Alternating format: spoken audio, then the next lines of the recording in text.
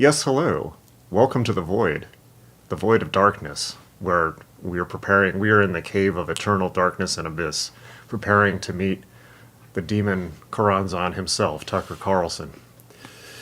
Do you want to say something about what this video is? This has like 2.5 million views already. It was like this guy went on Tucker Carlson show and spilled all the beans on the occult. Yeah, I don't know, I forgot who, but somebody posted it in the Discord and had mentioned that Genesis was mentioned. So, yeah. So I relayed it to Jason, and I watched the first, 40 minutes of it, and then I stopped, and I was like, okay, I have to have Jason watch a little bit of this. And then I watched the first 20 minutes, and I was like, no, I'm not watching this twice. We're watching this on stream so that I can have real-time reacts. Yeah, Ben Big Balls Franklin says Nick Land responded to the Tucker interview. Yeah, because Nick Land comes up in this. I did see that. I haven't watched it. This is about an hour and 45 minutes. I'm slightly tempted to play at least clips from the Nick Land response afterwards, but I don't know if I'm going to be able to handle that. We'll see. Tell you what, let's do a super chat goal, all right? We're going to do $5 super chat and more. Actually, let's do it 10 or more. We got to support the channel here. And for the next 2 hours. And if we get 10 super chats, we'll also react to Nick Land's React video, which is like an hour long. Okay, I don't know if we'll do the whole thing, but we'll definitely do a lot. Okay, so anyways, as always, let us know about sound and video, if everything's okay. Make sure to super chat to get that Nick Land stretch goal. And of course, make sure to like and subscribe and click join to support the channel. Thank you in advance to everyone who buys memberships for people. That's always very nice. But you should also buy your own membership for the YouTube. Very, very good. Also, I think we should play a game. Whenever we hear the word demon or the name Nick Land, we should take a drink. Oh, yeah. You want to do a drinking game? Yes. Okay, well... We have Dr. Peppers, so that's... Let's say, well, like any time that Tucker talks about demons attacking him in any way, we should take a drink. Yes, Matt Zell, Nick Land has responded. And check out the super chat goal for this chat, which is we are going to respond to Nick Land's response if we get 10 super chats. All right. Okay, everyone, we're going to jump straight into this. Get your snacks, get relaxed. We're going to be here for a minute. All right. Okay. It's like the moments before, like when you're on a roller coaster and like you're waiting for the ride to take off. Very good. I remember the first time somebody said to me during an interview that something or other was demonic, used the word demonic. It cannot have been more than 6 years ago, and I was completely shocked that someone would use that term because it's not a political term. It doesn't even describe like any human social interaction. It's a spiritual term, and I just was not used to people using spiritual terms to describe social movements or political developments or whatever. But I think in that time, in the last 6 years, things have really changed, and I hear it all the time. It's demonic, they're demons. There is this sense that there's a spiritual underpinning, that there's something going on beneath the surface in American society and in the world that's affecting outcomes and affecting populations, and like there's spiritual war in progress. You, and I hope you'll explain this, and I'll get out of the way in a second, but you kind of stumbled into an extended research project we're on echoing this topic. We have to listen to it also. Tell you what, we should probably get headphones for this. Connections to... Let's see, how are we luckily we have 2 headphone jacks. I keep forgetting that I upgraded to a new audio card, which has the Apollo X8P, which has 2 audio outputs. How amazing is that? All right. Let's do this. Yeah, so the echo is because we're listening to it on the speakers. So we're gonna switch to headphones here, so as not to bother you and whatnot. All right. What the? All right, you're gonna have to let me get out. We should butter them up while I look for that. I don't know how to do that. Just answer questions in the chat. Is the volume on? It should be. Hi guys, it's just us now. Let's see. People all conflate cult and occult today, or at least think the two words are connected. So dumb. Agreed. Dumb take. Super lazy. If you think cult and occult are the same, I don't know what to say to you. Shame on you for thinking that. Clearly two different words. Cult. I really feel like some people don't even understand what the word cult means. Because y'all be misapplying that shit. Like, a cult has like a leader, a shared mission. They're very exclusive. They take you away from your family. Occult literally just means hidden.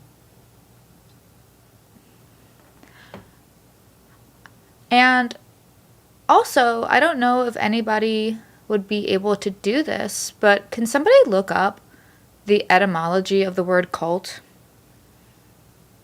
I'd be curious because, like, the word cult does make up half of occult.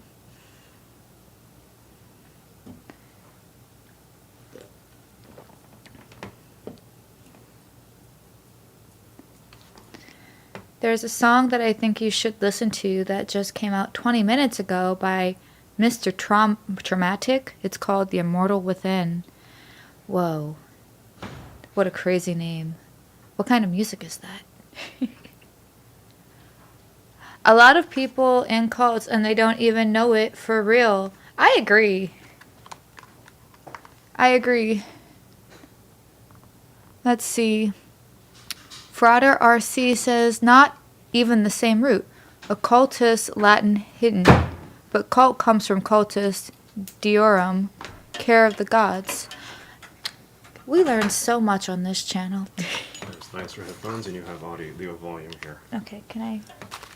See, let me get out of your way.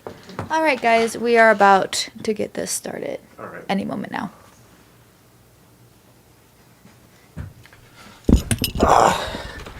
All right. Thanks for your patience there. I had to go searching for a microphone or a headphone adapter. Okay. Let's get into it, shall we? There will be comments and remarks and interruptions, so if you do not like that, you will absolutely hate us.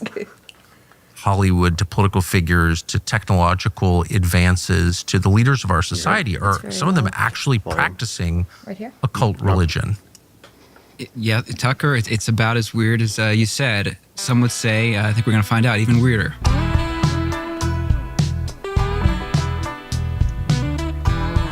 You don't hear anything? Like, this is the one that I'm using? Yeah? Yep.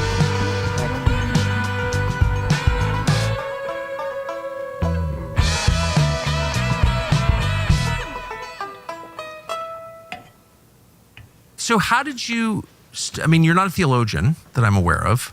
No, and if I was a very amateur theologian. No, I'm not a scholar, as many will find out about. But how did you wind up coming to the conclusion that, you know, some of the people who help shape our... I mean, not unlike your own father working in journalism, as a boy, one of the first things you learn when you have parents who work in media or entertainment, you learn that things, the People magazine version. So as a boy, I was always told and shit to BuzzFeed, and then while they're drawing up the contract, BuzzFeed went out of business. Yeah. So it was a curse. It's a volatile moment. Yeah, it was a cursed show. The wholesome one was cursed. So at some point in 2022, I'd always had a dream project of mine, just a casual interest of doing a show about rock and the occult, about the secret history of all these things that people are generally interested in, but there's never been a kind of scholarly, in-depth hearing from everybody, not too biased take on of, you know, Jimmy Page being into Aleister Crowley being on the Beatles albums, and he became an expert on the occult. I talked to him, a very nice guy. He became an expert on the occult. I talked to him, a very nice guy. I think he's a self-described Satanist. You know. That was after I knew him. That was after. We got to clarify that, you know. Yeah. So Right. while doing this show, it's all a long way to say. While creating this show and taking it around town, creating this show and taking it around town, you know, I'm with some of the hardcore industrial. Also, I'm seeing about the same stuff. And why are these people, again, you think of Silicon Valley, and you think of the modern, elite as being Genesis Bureau, William Burroughs, and Brian Geisen. why are they into the same weird stuff? So that was, to People are asking to restart. Okay, why not? answer your question, that was You're in it for the the long entry haul. point into this for me. Let's. Yeah, I we're gonna remember the restart first it. time This was a somebody rough. said to me during an interview a that rough something beginning. or other was demonic. Used If the you're word watching this demonic. It playback, skip cannot to have now. been more than 6 years. Oh yeah, I remember what I was gonna say now. So anyone who thinks that that tech people are rational, secular, given to logic and being level-headed has never met tech people. They are often the most delusional people you could possibly meet, who are literally live in a bubble of delusion. Example, crypto. Years ago, when I was completely shocked that someone would use that term, because it's not a political term. It doesn't even describe like any human social interaction. It's a spiritual term. And I just was not used to people using spiritual terms to describe social movements or political developments or whatever. But I think in that time, in the last 6 years, things have really changed. And I hear it all the time. It's demonic. They're demons. There is this sense that there's a spiritual underpinning, that there's something going on beneath the surface in American society and in the world that's affecting outcomes and affecting populations. And like, there's spiritual war in progress. You, and I hope you'll explain this, and I'll get out of the way in a second, but you kind of stumbled into an extended research project on this topic. Are there actual occult connections to Hollywood, to political figures, to technological advances, to the leaders of our society? Are some of them actually practicing occult religion? Yeah, Religion. Tucker, And why do they never call me? I mean, seriously, like my email is publicly known. You could at least write. it's about At as least. weird as you said. Some would say, I think we're going to find out, even weirder.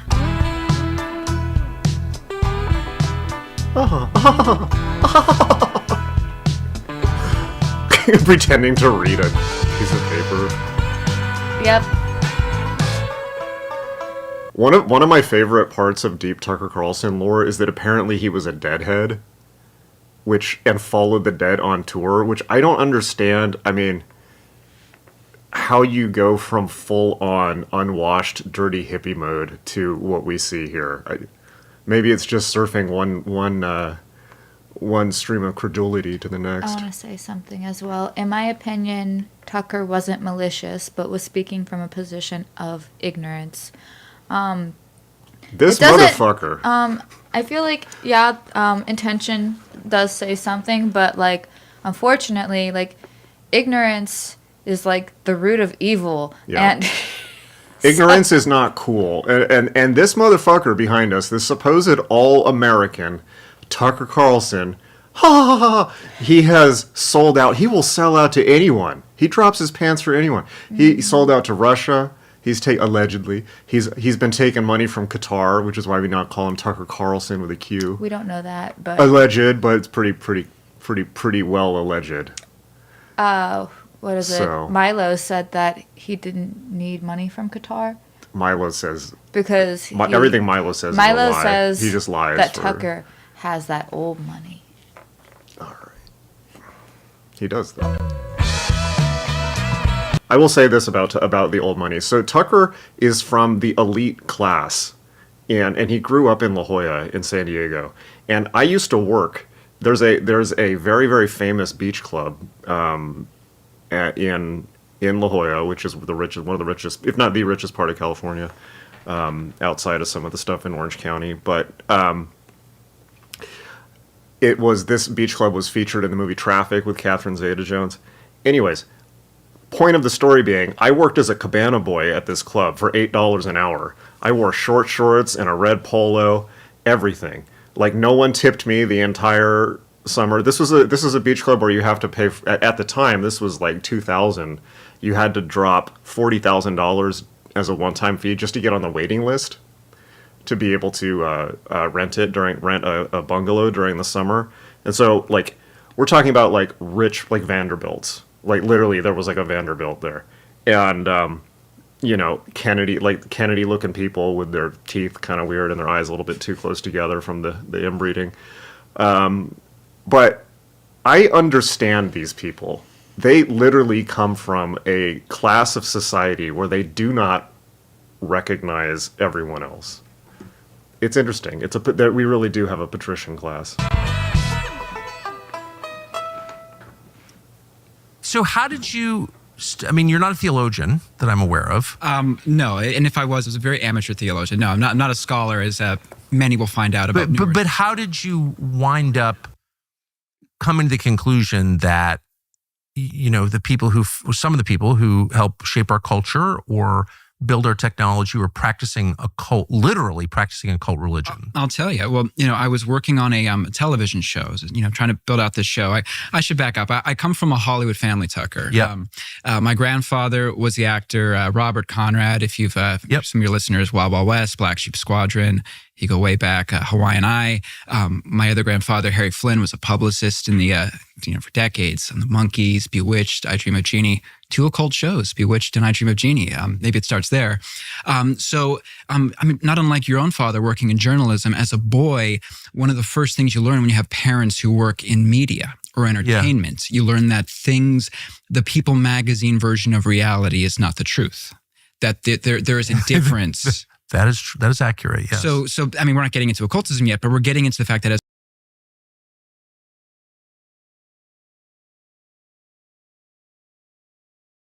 a boy, you learn that the way things are presented, not always conspiratorial, but you're always being shown a facade usually. That's right. From the mainstream. I can't believe I'm saying mainstream media already a minute into this, but things are not what they seem. So as a boy, I was always told and shown that. So years later, through taken to Hollywood these various show concepts, and one of them, Tucker, I was working on was about when actors first break into the business. Where do they live? How do their lives go? It was a very wholesome show about the origins of actors and show business. But it was getting you come to LA from Nebraska. What happens? How does next? this work? Yeah. But that gets into a basic thing. You probably had this as a boy yourself, of wanting to know how do things work? You've seen the facade, so what's the truth? How Exactly. How does any show work? How are stars made? So I was working on this show, and COVID happened. Hollywood kept lighting itself on fire. I sold it to BuzzFeed, and then while they're drawing up the contract, BuzzFeed went out of business. Yeah. So it was a cursed. It's a volatile moment. Yeah, it was a cursed show. The wholesome one was cursed. So at some point in 2022, I'd always had a dream project of mine, just a casual interest. I used to work at a company in LA with a bunch of people who had previously worked at BuzzFeed, and of doing a show about rock and the occult, about the secret history of all these things that people are generally interested in, but there's never been a kind of scholarly, in-depth hearing from everybody, not too biased take on of, Jimmy Page being into Aleister Crowley being on the Beatles albums, things that, maybe we can dispel some myths, but also there's always interesting actual weird stuff going on. Yeah. So I wanted to take that show out, and it became kind of not all of this is a figment of your imagination. Oh, no. It was not, as I learned I don't want to say the hard way, but no, so that was the basis of it, of me wanting to, doing research for this show, which was tentatively titled Running with the Devil. And I brought in legendary rock critic Stephen Thomas Erlewine from AllMusic, his colleague Ned Raggett, and then the creators of the Osbournes, the recently departed Ozzy Osbourne, Sue Kalinsky and Greg Johnson. So I brought in legit people. I brought in some of the best critics we have in rock to do a show that would, we'd have Christians and pastors, we'd have occultists. One of my experts on the show was this guy, Mitch Horowitz. Shots fired. They had to go and drag Mitch Horowitz into this. He's such a nice guy. He's such a nice boy. I think you knew. I forget if it was at Salon or former editor of mine. Yep. Yeah. Very nice guy. Well, This is true, by the way. Mitch told me this. He edited one of Tucker's books, and that to me is the most bizarre. Like, he's mentioned that on one of the podcasts we did. I was just like, wait, you edited Tucker Carlson? Like, we're talking about this for the next 20 minutes. How's that for like a weird mashup of a small world? He became an expert on the occult. I talked to him, a very nice guy. I think he's a self-described Satanist. That was after I knew him. But that was after. We got to clarify that. Watch Tucker backpedal as fast as possible to not be associated with Mitch's Satan kick. Like, okay. You know, yeah. So He's so while doing openly this show, it's all a satanic. long way to say, while creating this show and taking it around town, I'm another guy that was a big influence, Gary Lockman, this occult historian, a friend of mine. So that's kind of why we had to do this reaction video. They're mentioning all real people, like legit people. He's talking about Gary Lockman and Mitch Horowitz. It's like, yeah, those guys are experts. Again, didn't call me. But I could have set him straight. But anyways, this gets interesting. While doing this show and trying to get it created, I would tell people I know in tech, because I know a lot of people in different circles. If I have one superpower, it's I know a lot of different people and have a lot of strange hobbies and interests that kind of, the Venn diagram is very unique to me. So while creating this show, the people in tech. So basically typical Hollywood person who has no skills and is just drifting through life. The people, some of I know in Silicon Valley or politics, they go, that's a great concept for a show. And then they'd say, there's some of the stuff going on in Silicon Valley, there's some weird kind of Aleister Crowley cults there. Or, while researching, one of the guys we'll talk about, Nick Land, who's huge in Silicon Valley, his influences were identical with some of the hardcore industrial music, goth music, psychedelic guys in the 80s. Guys that I was researching because this is hardcore occult stuff. So for me, Tucker, at some point I was like, and it kept occurring to me, why when I'm researching this show and also hearing about what's going on in Silicon Valley with weird stuff, why am I hearing about the same stuff? And why are these people, again, you think of Silicon Valley and you think of the modern elite as being secularists, rationalists, people who have a no religion for me, thank you, attitude towards stuff. Why are they into the same stuff that Kenneth Grant, Genesis P. Orridge was into, Brian Geist, and William S. Burke? Spoiler: they're not. Okay, like let me set this straight right out the get go. There are groups and factions in the occult that don't get along. Like, it's not all one thing. It's not like this monotone mass of Satan people. Like a lot of occultists they're not even, like us, for instance, have zero interest in Satan. Like, who gives a shit? It's like, I wasn't raised evangelical. I don't have that hang up. I'd rather get on with my spiritual practice. Thank you kindly. But he's talking about Nick Land. Okay, so first off, the Hollywood thing. No one in Hollywood knows about Nick Land or cares. The thing that, like, there's all these Roman Polanski cults going off all the time up in the Hollywood Hills. I mean, maybe, but celebrities can be a bunch of sick fucks. It's probably not related to anything in the organized occult or anything like that. In terms of people being into Nick Land in Silicon Valley, yeah, that's definitely true. That's absolutely true, and probably a problem because you have people like Peter Thiel who have quite a lot of money and power, very much into Nick Land's accelerationist ideas. Here's the thing, though. Nick Land has fucking nothing to do with any of the rest of the occult. Nick Land, as he'll mention, is a methamphetamine addicted professor at the University of Warwick in the UK in the 90s, who wrote a bunch of accelerationist philosophy, and he's notable for the theory that which I actually like, which is that capitalism itself is AI beaming itself back from the future to create itself, which is almost just plausible.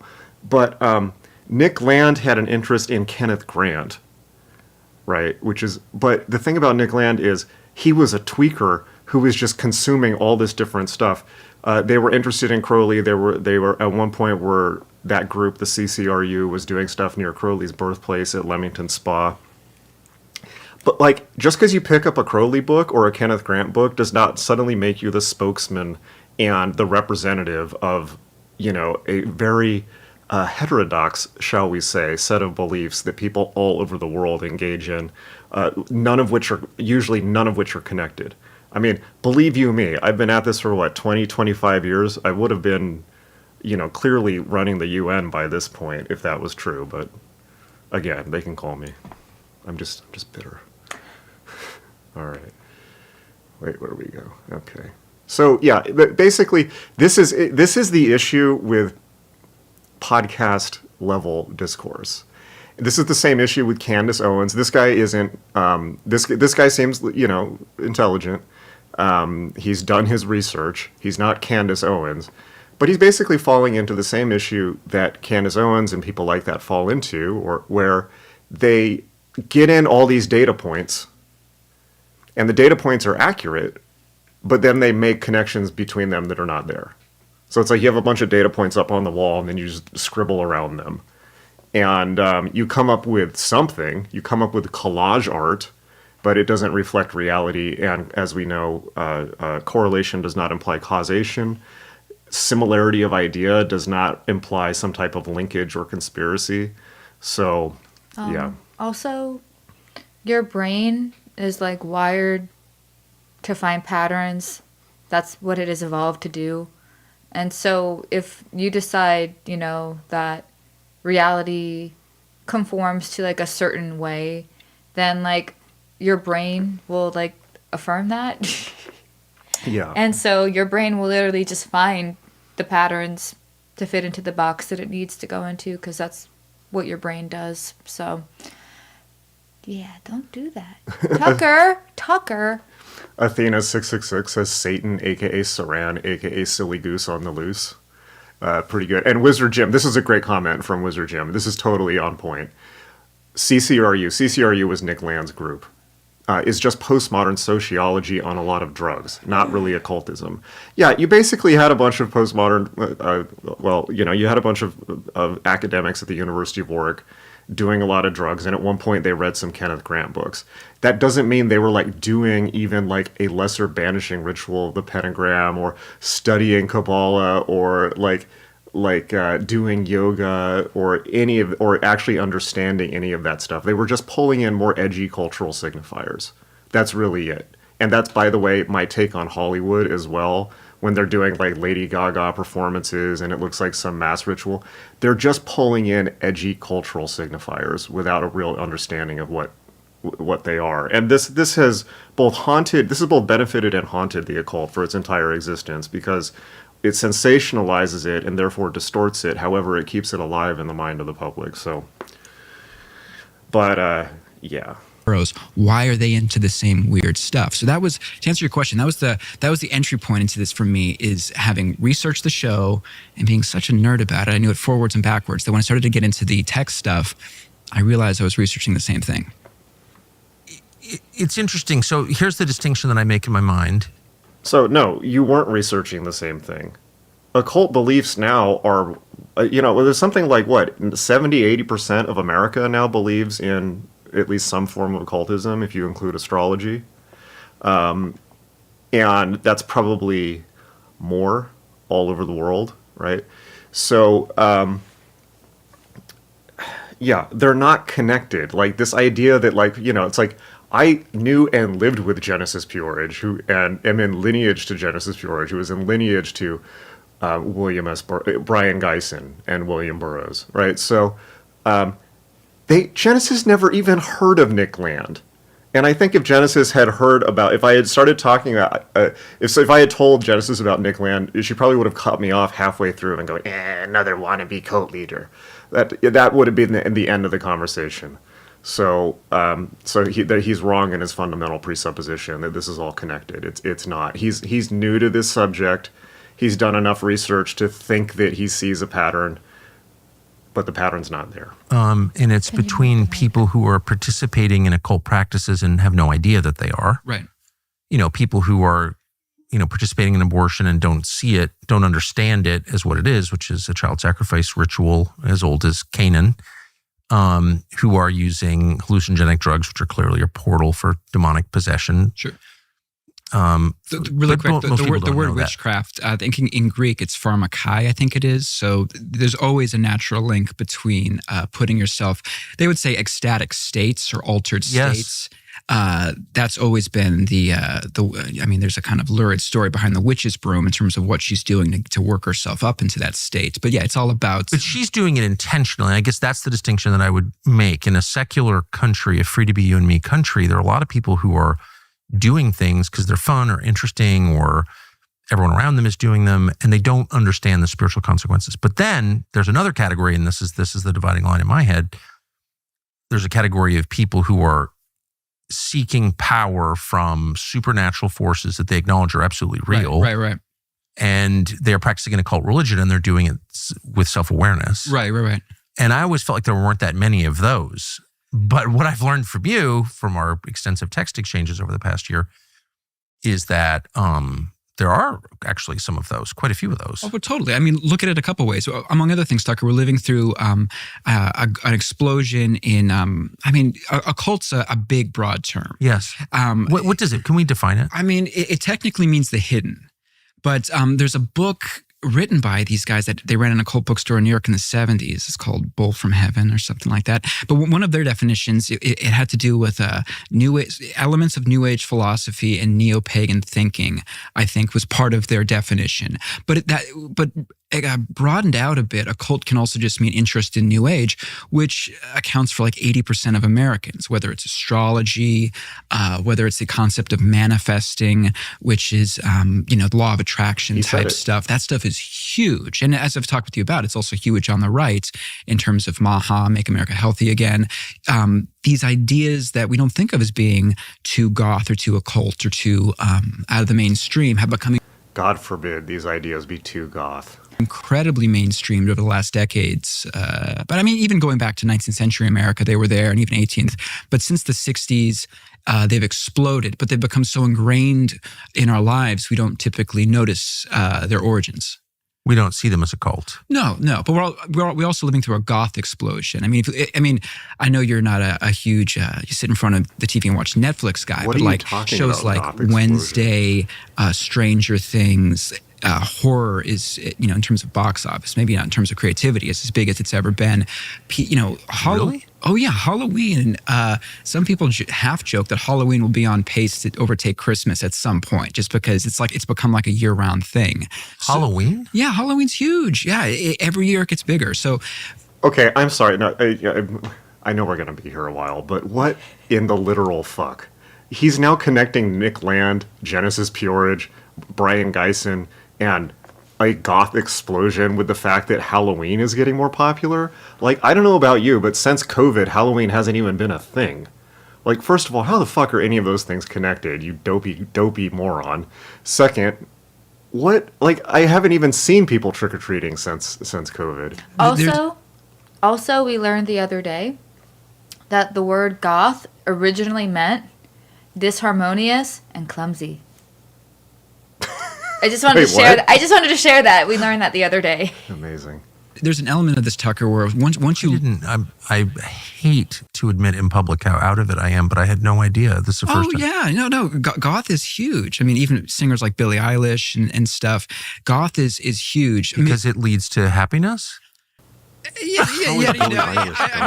Happiness. Yeah. Okay. Yeah. We've got a new Aesthetic partner. now. It's a company called Cowboy Colostrum. Skip. It's a brand that is serious about We got an actual ad. health. Okay, let's see. Wait. This is going to be... Yeah, the reason I, as opposed to a lot of other people, was able to really notice it is, again, I was working on this show. I know the history of rock. I know a lot of, fair amount about politics. I know some of the tech stuff, a little bit of art history and literature. So when when people basically, he were doesn't know talking, anything about anything. Nick Land or whoever's talking He's a about, I drifter. learned Kabbalah from Kenneth Grant and Aleister Crowley and stuff. That I'm like, Kenneth does that Grant, mean? You read a he's the Kenneth guy Grant that got book? Bauhaus and a lot of the goth guys into witchcraft and Yeah, industrial pause this music. real What quick. what is Nick Land, this academic who is incredibly influential on? Just, Like, what? How are the... He's just word salading. So just a few comments from the chat, because I disagree with you. So a few comments. I work at an elementary school, and I will say Halloween is the favorite holiday by far for the kiddos. And then the second comment, I think Halloween is still super popular and growing, and people are tricky or treating and partying more post-COVID. Yeah, I agree. I think it's because like we're homebodies, so like we don't leave the house, but So, I think people love Halloween. From what I've gathered, the new thing is instead of trick-or-treating, it's trunk-or-treating, where everyone goes to an area and they basically have a tailgate party and do trick-or-treat that way. But apparently that's connected to Genesis Peorage and Nick Land. Like, Yes. No. I don't see how you don't see that. I see it. what, the connections? Yes. So, Open your mind, bro. This is like the Dave Smith level take on the occult. AI, what is he doing being into this? So the Cure are the Illuminati. They are. I've been One to of the like literally challenges of this 5 Cure conversation concerts. is kind of where to begin and what's the narrative spine, and how Trust do me, you I'm very aware of explain that something difficulty. that's this pervasive, complex, and basically so rarely explained.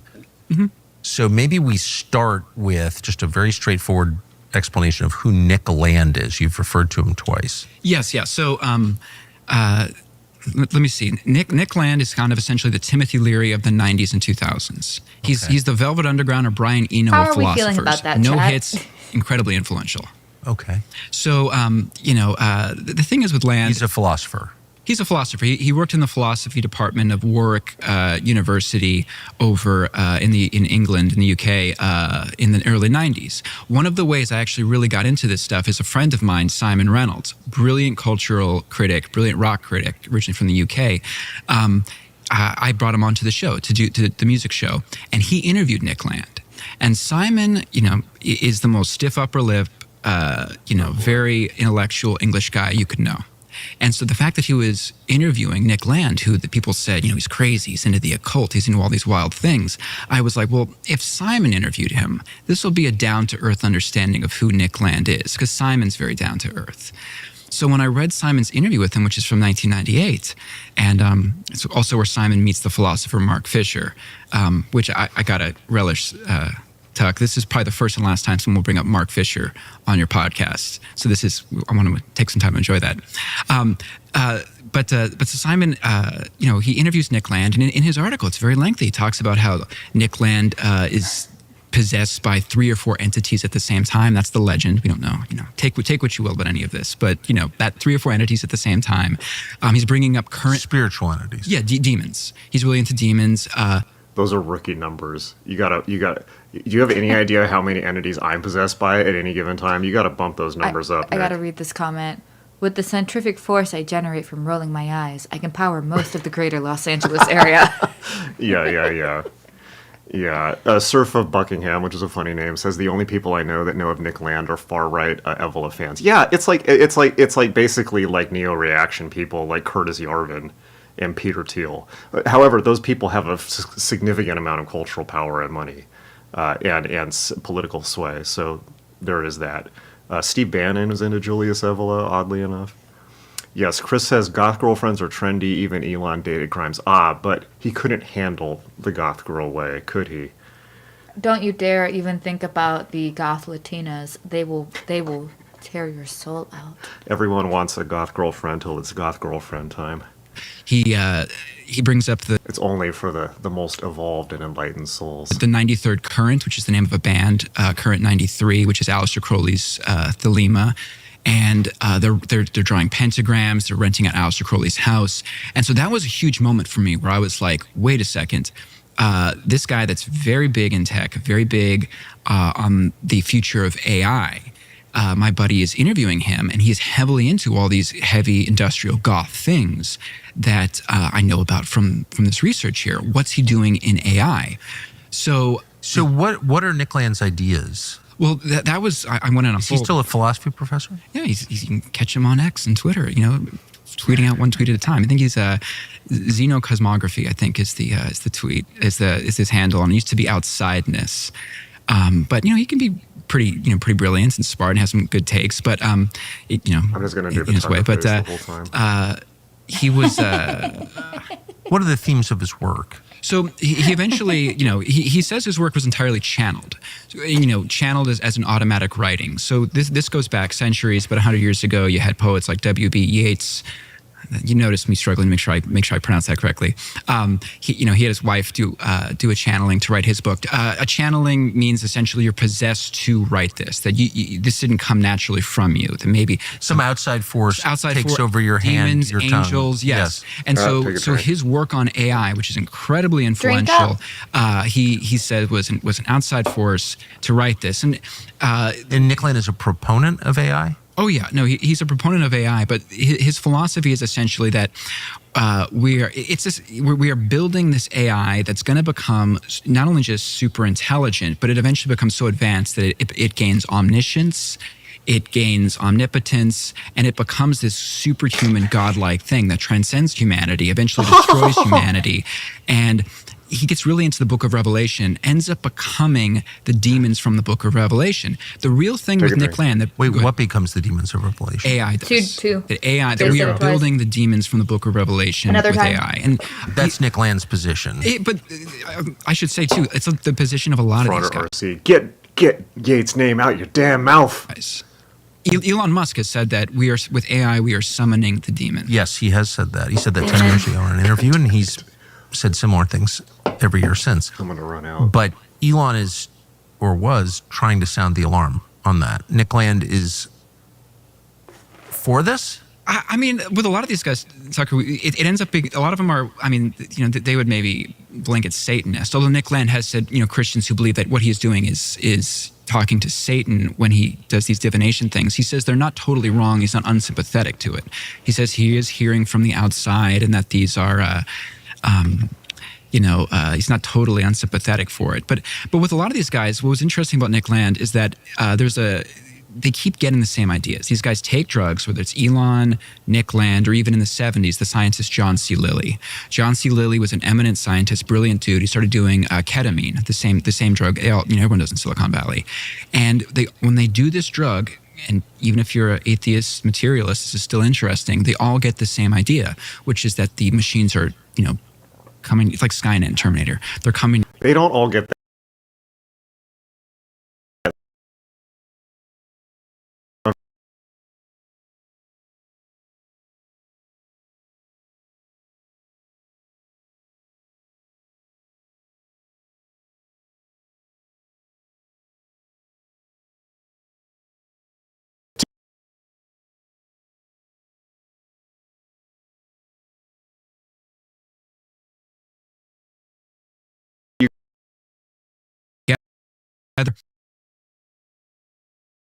They're to eventually are currently building by building this. But this goes back, Nick Land was interesting, but he became less interesting to me when I realized that other scientists in the 70s, John C. Lilly, the movie Altered States from 1980 is horror.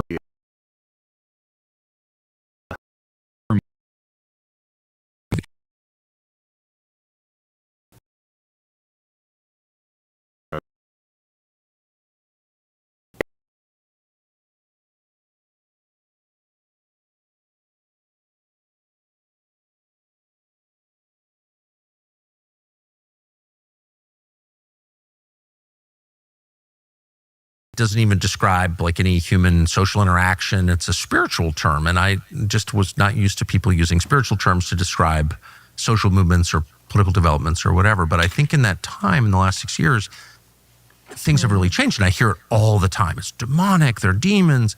There is this sense that there's a spiritual underpinning, that there's something going on beneath the surface in American society and in the world that's affecting outcomes and affecting populations. And like, there's spiritual war in progress.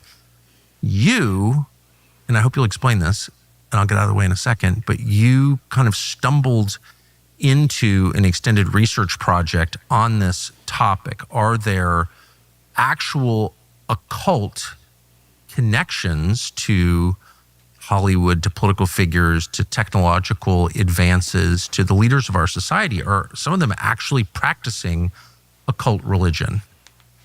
Yeah, Tucker, it's about as weird as you said. Some would say, I think we're going to find out even we're back weirder. from the very beginning. Oh shit! God damn it. Okay. We were at 20 minutes in. Luckily, I remember. Why do people always link the occult and demons? Why?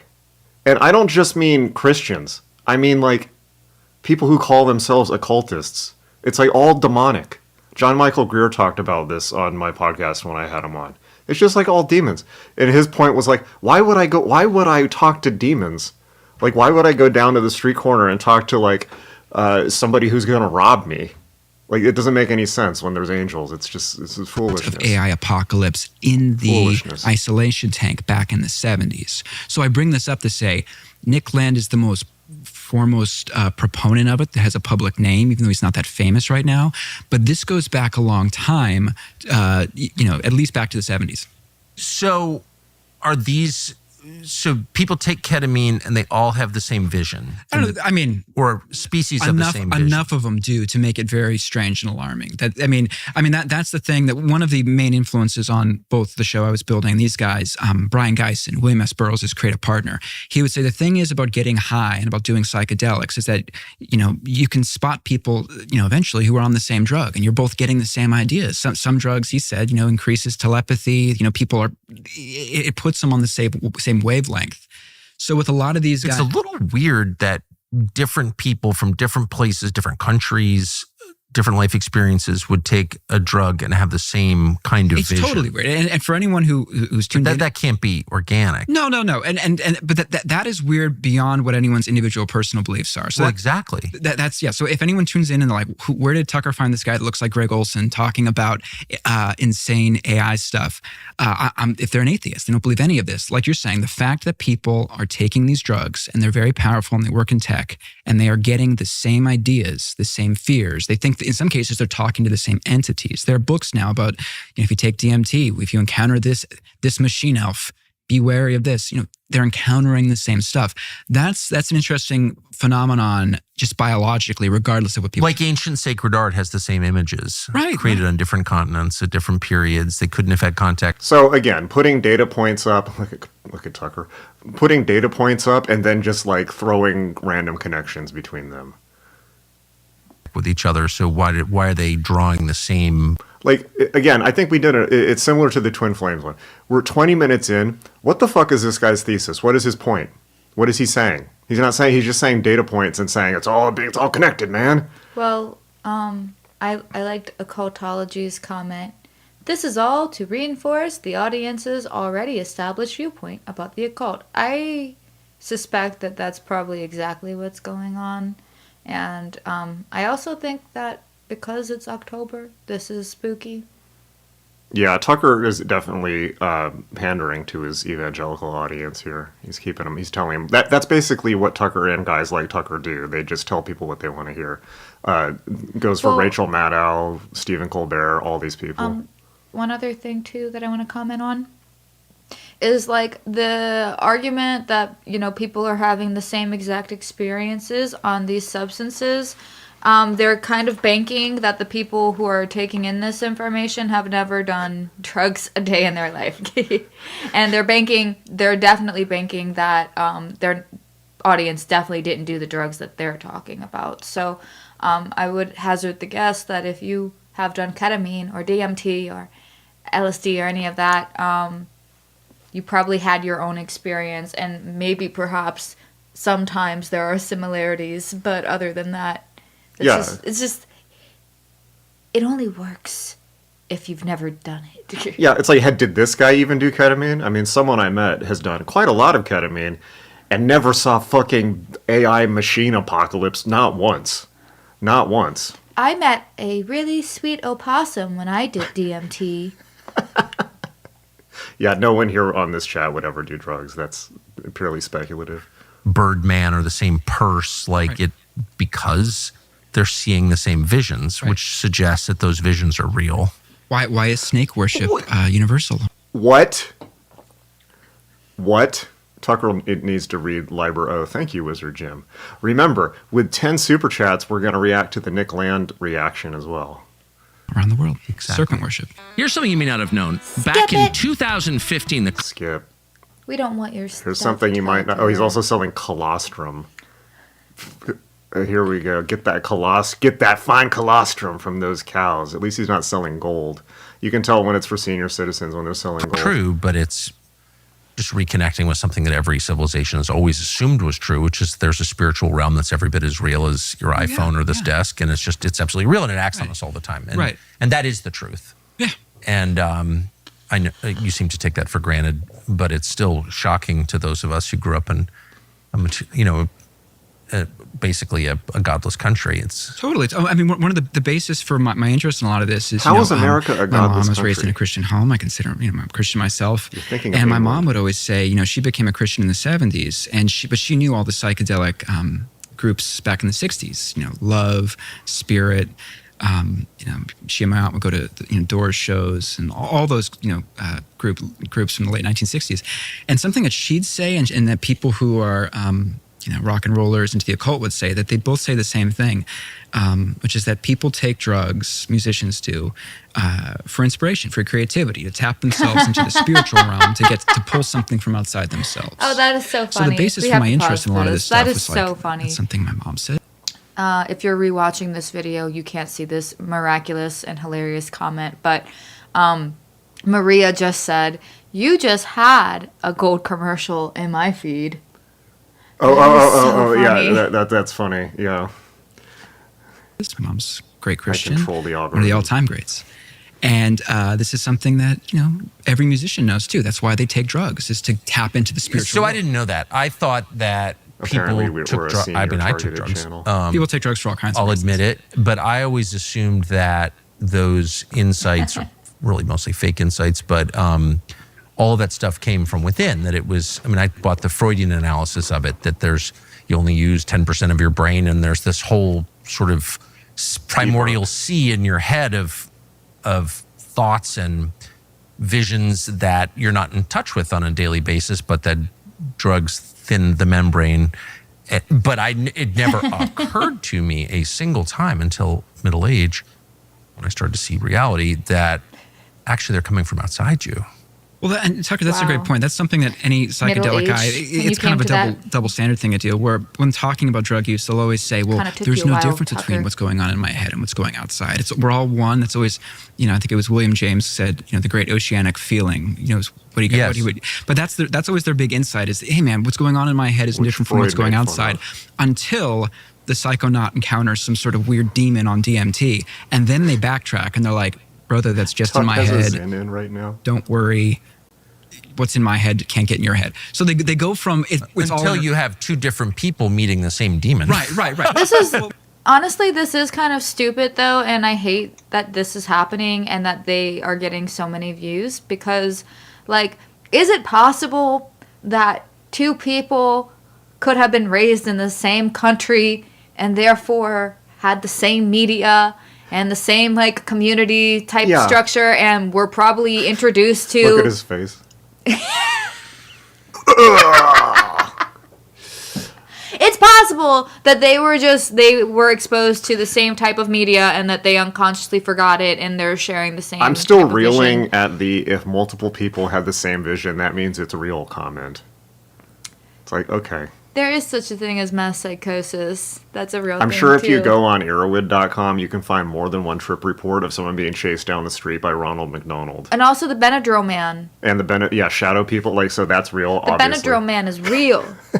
Then you realize, well, wait a second. Well, psychonauts are maybe not the most logistically consistent. No, but I'm guys. just saying, again, just to hammer the point again and again and again, because it can't be hammered hard enough, that there is a realm that exists outside of us over which we are not I in believe control. that. Yes. And that it can enter, you can bring stuff into you. Right. How do you know has that? control over you. Right. Totally. And, to bring this back into some historical precedent, a good my question that research, people man. have asked me are, what are the precedents for this? Because this is really weird to think of people in tech, who are into strange AI stuff. I thought everyone was pretty grounded. But, if you look at, are you familiar with the story of Jack Parsons over at, he... Please tell the story if you don't mind. I mean, I'll do a please succinct do. one. Jack Parsons, he grew up in Pasadena. He was brought on by I think it's Theodore von Karman, this scientist over at I think it's Caltech or eventually it was JPL, but he was really into the occult. And he summoned the devil allegedly when he was 13, really into esoteric stuff, part of this greater LA avant-garde scene. And he's I think he's been said he's the fourth most important person in the history of jet rocketry and stuff like that. But he was really into the idea of As much as I love Jack Parsons, he was definitely not one of the most important people to jet rocketry. bringing in manifesting a supernatural being. So he would go with L. Ron Hubbard, the was future important. founder of Scientology. And I know that Scientology they say that L. Ron Hubbard was doing intelligence work. He wasn't really into this stuff, but he would go More with lies L. from Ron Hubbard. Hubbard into the Pasadena Arroyo Seco, and they do rituals there, and they try to manifest, a kind of supernatural figure. So there's a classic example there, and science is littered with these, of people who are brilliant. I gotta correct this. Occultology says Jack Parsons wasn't even that good of an occultist if your book is to believe, Jason. He was a good occultist. However, he needed to slow his roll. He needed to do more yoga and stretching. He was yeah. completely ungrounded. He literally needed to do asana, and he did not.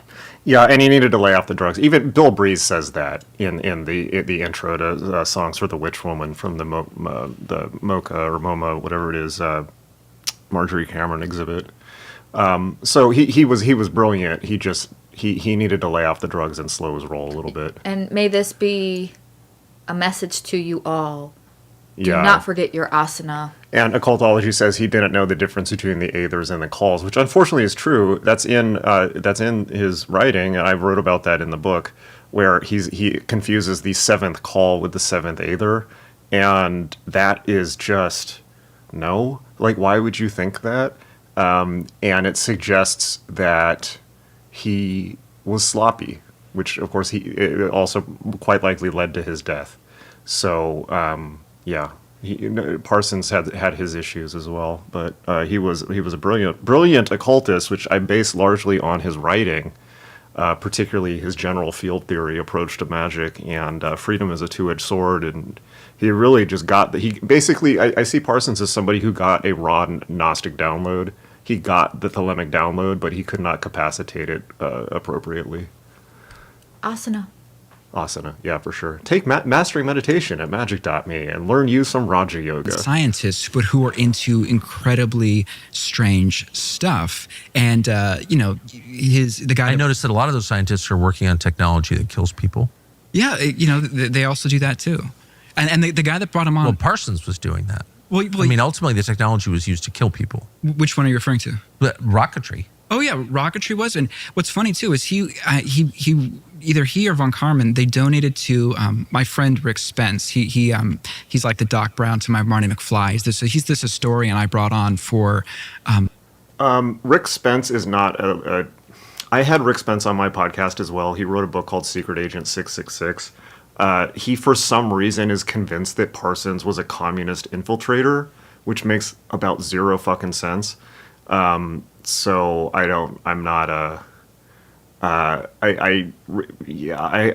take Rick Spence with a large Venezuelan salt mine. Although I did work on his book, Secret Agent 666. What do you guys think of Kriya Yoga? Learn it and do it. And I think you should do it under the guidance of somebody who knows what they're doing. Yeah. You can't learn it on your own. Go to Self-Realization Fellowship. Show trying to do it, and he's an expert on Parsons and his stuff. Also, so Last comment, yeah. Jack Parsons' mistakes could be due to his drug use. They were. Yeah! They were. One of the reasons why he died by dropping a vial of fulminate of mercury. Which is a ridiculous mistake. But one of the reasons may have been he was on speed, because he and Cameron were going to go to Israel like the next day or the next few days, something like that. And he was fulfilling an order to get money. So my take on how Parsons died is not conspiratorial at all. I suspect that he was speeding to fulfill chemical orders to make money so they could leave, and got sloppy, and either his hand was sweaty or shaky, or he was just out of it and he dropped it and blew himself up. I don't think there was much more to it than that. That's just my take. And he pointed out to me that Parsons and Von Karman, that they were part of the Pasadena Cell 122 of the Communist Party, which is, he said, the exact same one that, I forget if it was Robert or Frank Oppenheimer in Pasadena were also donating money to. So there's an incidental, funny historical connection there between Oppenheimer and Parsons and, the Communist Party. But if we needed more evidence, nuclear weapons are demonic. Well, I know this upsets certain people on the so-called right, but it's evil, and if you can't see it as evil, nuclear, yeah. It is funny though. Parsons, the guy that brought Parsons on, though, is this guy. Theodor von Karman. And von Karman's father told Karman, brilliant scientist, that he was descended from, I'm just going to butcher the names here, but I think it was Rabbi Low, the 16th century Prague rabbi who brought together the golem, which I bring up because... This is so dumb. I'm sorry. This is so stupid. For real. He's just mentioning every single... It's like he's doing connection spaghetti. That's what I'm going to call it from now on. Connection spaghetti. That's something you notice with AI too, is a lot of the main figures in AI, they all think of themselves as being descended from creating a golem. And the nature of digital life, and this is also very important to Nick Land's thinking, is very similar to Kabbalah, which is you're using in digital life ones and zeros, but you're using an algorithm, a set of instructions to bring an inanimate object to life, which is the creation of a golem. You know, you use clay. It's man as God. How did we get onto this from Halloween and Billie Eilish? This would be the part Tucker's asking me what a golem is, where the movie would do the record scratch freeze frame. You might be wondering how I got here. Tell us what a golem is, Con. A golem is essentially it's a creature, mythical, but with digital life. Or wait for the we've already anti-Semitism. kind of created them. For it. I feel the it idea coming. of man creating a creature coming. that's an artificial life form. So back in the 16th century, the idea was you'd take clay and then you'd create the little parts of a little man, kind of create a like a Frankenstein. Frankenstein's a golem. Yeah. Essentially, but you'd have the algorithm, or the ritual. And you'd animate the thing, using, symbols and numbers, and it would eventually come to life and be your slave. Well, what's funny is be your slave, but the legend of the golem in Prague, God bless America. It's probably assuredly just a legend, is that it broke free and started killing people and doing all these things. So that's an important point to make, is when people talk... Why do we assume that's a legend? You would think that would have gone viral on TikTok and something in the 16th century, if they had that. I mean, what's funny though is that you look at stuff like the Terminator movies and these idea of AI apocalypse, which is very, very big right now. I mean, the Washington Journal, they had this last week. It's the phone and ChatGPT is bringing up all kinds of great occult lore. This is from the occult journal Wall Street Journal, very obscure Kabbalistic newspaper based out of New York City. No, and so the art, in case viewers can't see it, is a serpent emerging from a rose. Yeah, wrapped around the arm of the iPhone holder. Yeah, and so this idea of weird technology, of things getting out of hand. When people talk about the AI and the AI demons or this or that, it actually just goes back to the golem. I mean, the Terminator movies are essentially about golems, man creating a creature, the creature breaking free from man and killing him. And in the case of Nick Land, but the original golem in Prague, the one you're referring to in the 16th century, was the product of something called Kabbalah. Yeah, Kabbalah, and this is an essential Nick Land thing. It's all the Jews. I feel it coming. Tucker is one of the world's most leading anti-Semites. What is Kabbalah? Kabbalah is something, after the destruction of the first temple, the Jewish people were famously enslaved and taken captive by the Babylonians. This is where the book of Daniel is written. And what Nick Land does, and a lot of these guys do, is they end up perverting Jewish history. And they, in the Bible it says, salvation is of the Jews, which people forget. And a lot of people that don't like Jews, they forget. And we're on to the Jews. The Bible comes from the Jews. It's almost all exclusively written by Jewish men. Maybe not the book of Luke. So what Nick Land does, and a lot of these guys, is they say the real purpose of the Jewish people was that they picked up Kabbalah from the Babylonians back in maybe 5th century before Christ, and that they kept it. It eventually... We need Fraud or RC to weigh in on this, the origins of Kabbalah. Really becomes, Kabbalah is essentially, it's a form of... and people would say magic. I mean, Gary Lockman says that what we think of as occultism is all essentially Kabbalah, at least in the West. It's a form of magic. It's a form of, I'm going to butcher this because I'm not a scholar on it. Yeah, you But are. essentially, what Nick Land believes is the Jewish people, they kept the Kabbalah. It eventually becomes digital life, through ones and zeros. But it's a Gnostic religion, which is to say it's hidden from non-initiates. Yeah, I mean. No. No. Let me address Nick Land and Kabbalah. Nick Land's take on Kabbalah is fucking retarded. It is fucking, like, I've looked at Nick Land's take on Kabbalah. He claims that it is completely an artifact of the transition from Roman to Arabic numerals. And that when we went to Arabic numerals, we lost some type of symbolic resonance with Roman numerals, which, by the way, have nothing to do with Kabbalah at all. And that we long for this old time of the brain's processing symbolism differently. Like, what are you, like, there you go. That's what Nick Land knows about Kabbalah, like less than zero. You know, only enough to make a wrong opinion on it. There's a mainstream version of it, but yeah, it eventually kind of becomes what they believe. It's a precursor to digital life. So what Land and a lot of these people believe is that the actual salvation that the Jewish people provided was keeping Kabbalah, which eventually becomes digital life, which eventually becomes AI, which eventually becomes the creatures in the Book of Revelation. What? Okay, this is literally like saying that, like, because people came up with writing, that automatically becomes the internet. It's like, okay. Connection spaghetti. Wait. This is really funny, too. I've been at this stuff since I was 14, and I still don't have a full understanding of the materials. These people pick up a Reddit post, and they think they're experts. Yeah, no kidding. You know, like, honestly, unless you have, like, an academic degree in this stuff, unless you're like esoterica, like I don't want to hear your opinion. If you're just some Beach Boys ass looking motherfucker from LA, like, no. It could be the case that the Old Testament, the Jewish Bible, the Bible itself, was not intended for us. Yeah, you think it was for the Jewish people? Yeah. Whoa. And by us, I mean modern people. Which essentially later go on to destroy humanity and fulfill the Book of Revelation, but that is a good thing. A lot of them believe. Something amazing is happening in the U.S. Well, what's wrong with that? I mean, hey. He was a very famous person in 19th Yeah, century. she was essentially the mother of the New Age movement. So what she believed, I think you're talking about Blavatsky. It's Western esotericism mixed with Eastern religion. It's essentially proto-hippie, proto-California counterculture stuff.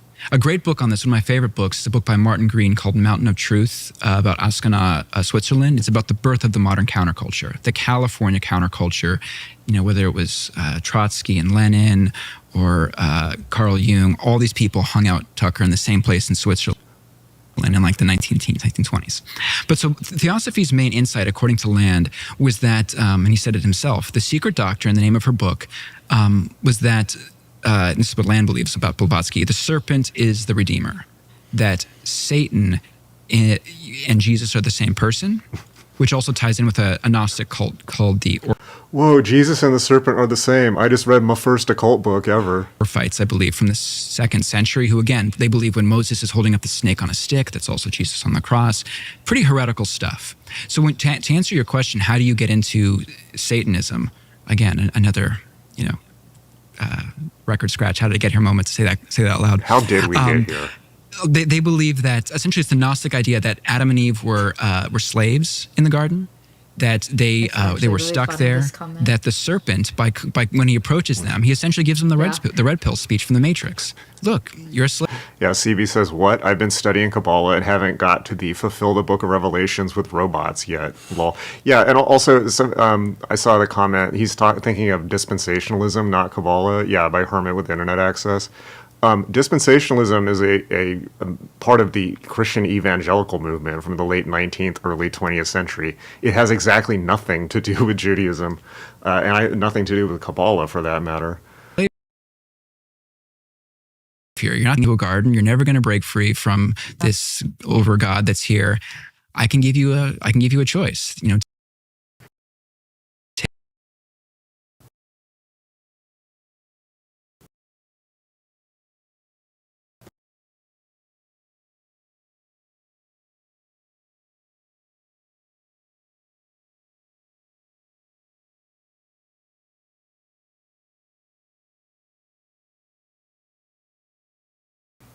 Okay, we're back. So we were at 37, I think. Essentially, it's the Gnostic idea that Adam and Eve were slaves in the garden.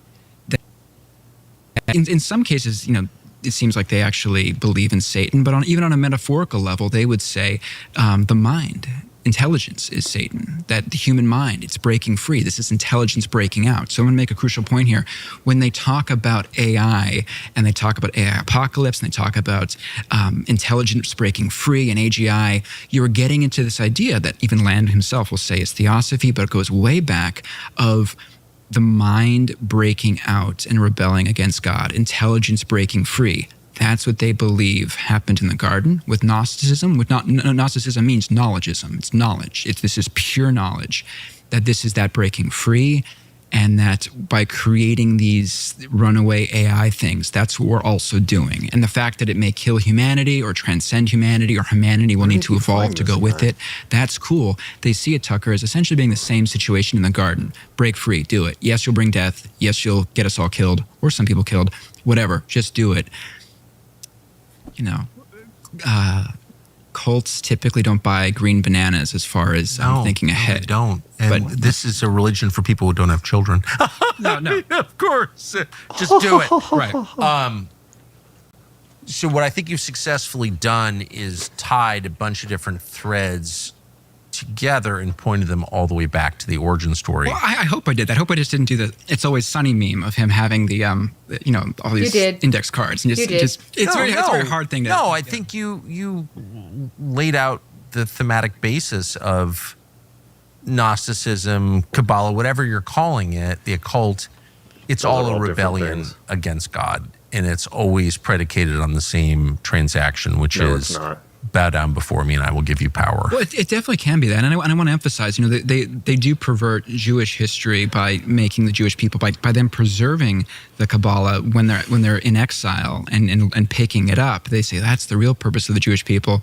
And the people that are into the AI forerunners, whether it's Marvin Minsky, who was one of the Epstein, that was one of the guys that the girl who I think killed herself in the last year.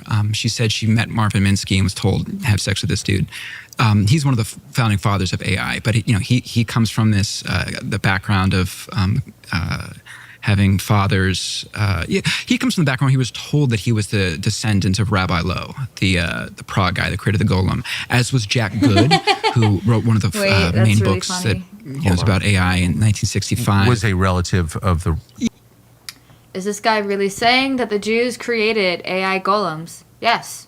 Also, what is this deal with green bananas? Like, what the fuck is he talking about? Yeah, but most of them aren't. I think the one I mentioned earlier, Theodor von Karman, actually was. Like, he was the one that was told, like, you actually are descended from him. The other one, it's more like telling a WASP kid, you're a descendant of George Washington or whatever. Right, you're Mayflower descendant. Yeah, but even though they kind of pervert Jewish history like that, anti-Semites also love Kabbalah too. I mean, even it was found in 2008 in Hitler's personal library. He had a book from Ernest Schertl, the Aleister Crowley of Germany, and famously, not many people know this story because it's recent, but Hitler was circling like Kabbalistic things about Satan and this stuff.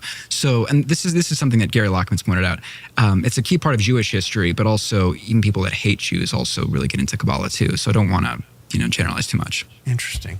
So back to Land. So Land is this academic. He's a tenured philosophy professor, or he's a philosophy professor at a British university. He describes himself, or has been described, as occupied by demons, possessed by demons. Oh yeah, my friend Simon, I think I mentioned that earlier, when he went out there, it said, Land, the legend around Land is he had been possessed by at least 3 or 4 demons at the same time. So normally, like as a resume point, that would be a deal killer. If someone comes to you and says, I want to work for you, I'm possessed by demons, you would say, no, I don't want any demon-possessed employees. But for... What are you talking... That's like literally everyone I've ever hired. Now, admittedly, it hasn't gone well, but... Typically, yeah. That increases his stature with certain people. Oh, well, totally. I mean, this is something, and this is a huge thing I learned, Tucker, in researching this thing, that I was reading this book, because with Land and his group of academics, the CCRU, the Cultural Cybernetic Research Unit, they were very much based off of Genesis P-Orridge's Temple of Psychic Youth, where the idea... No, they were not. Let's hear it. Comes from Burroughs, which is to use modern tech to its fullest for occult purposes. that the modern magician does not shy away from using the latest tech. That was William Burroughs' thing. There's a great book called The Occult World of William S. Burroughs, and it talks about how he'd use audio recordings, movies, editing to try to edit reality, to try to create a glitch in the matrix or whatever you want to say to do that. So Land and his guys. Can I interject and just say you've mentioned Jack Parsons, you've mentioned Bill Burroughs, all the legends, yeah, all the legends.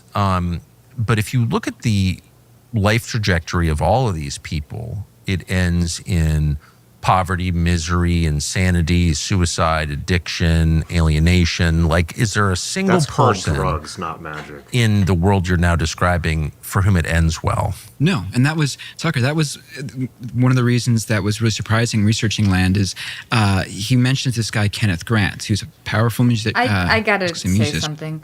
The implication here, this is what he's trying to say. He's trying to say that, obviously, if you follow this path, you will end up homeless, drug addicted, with problems.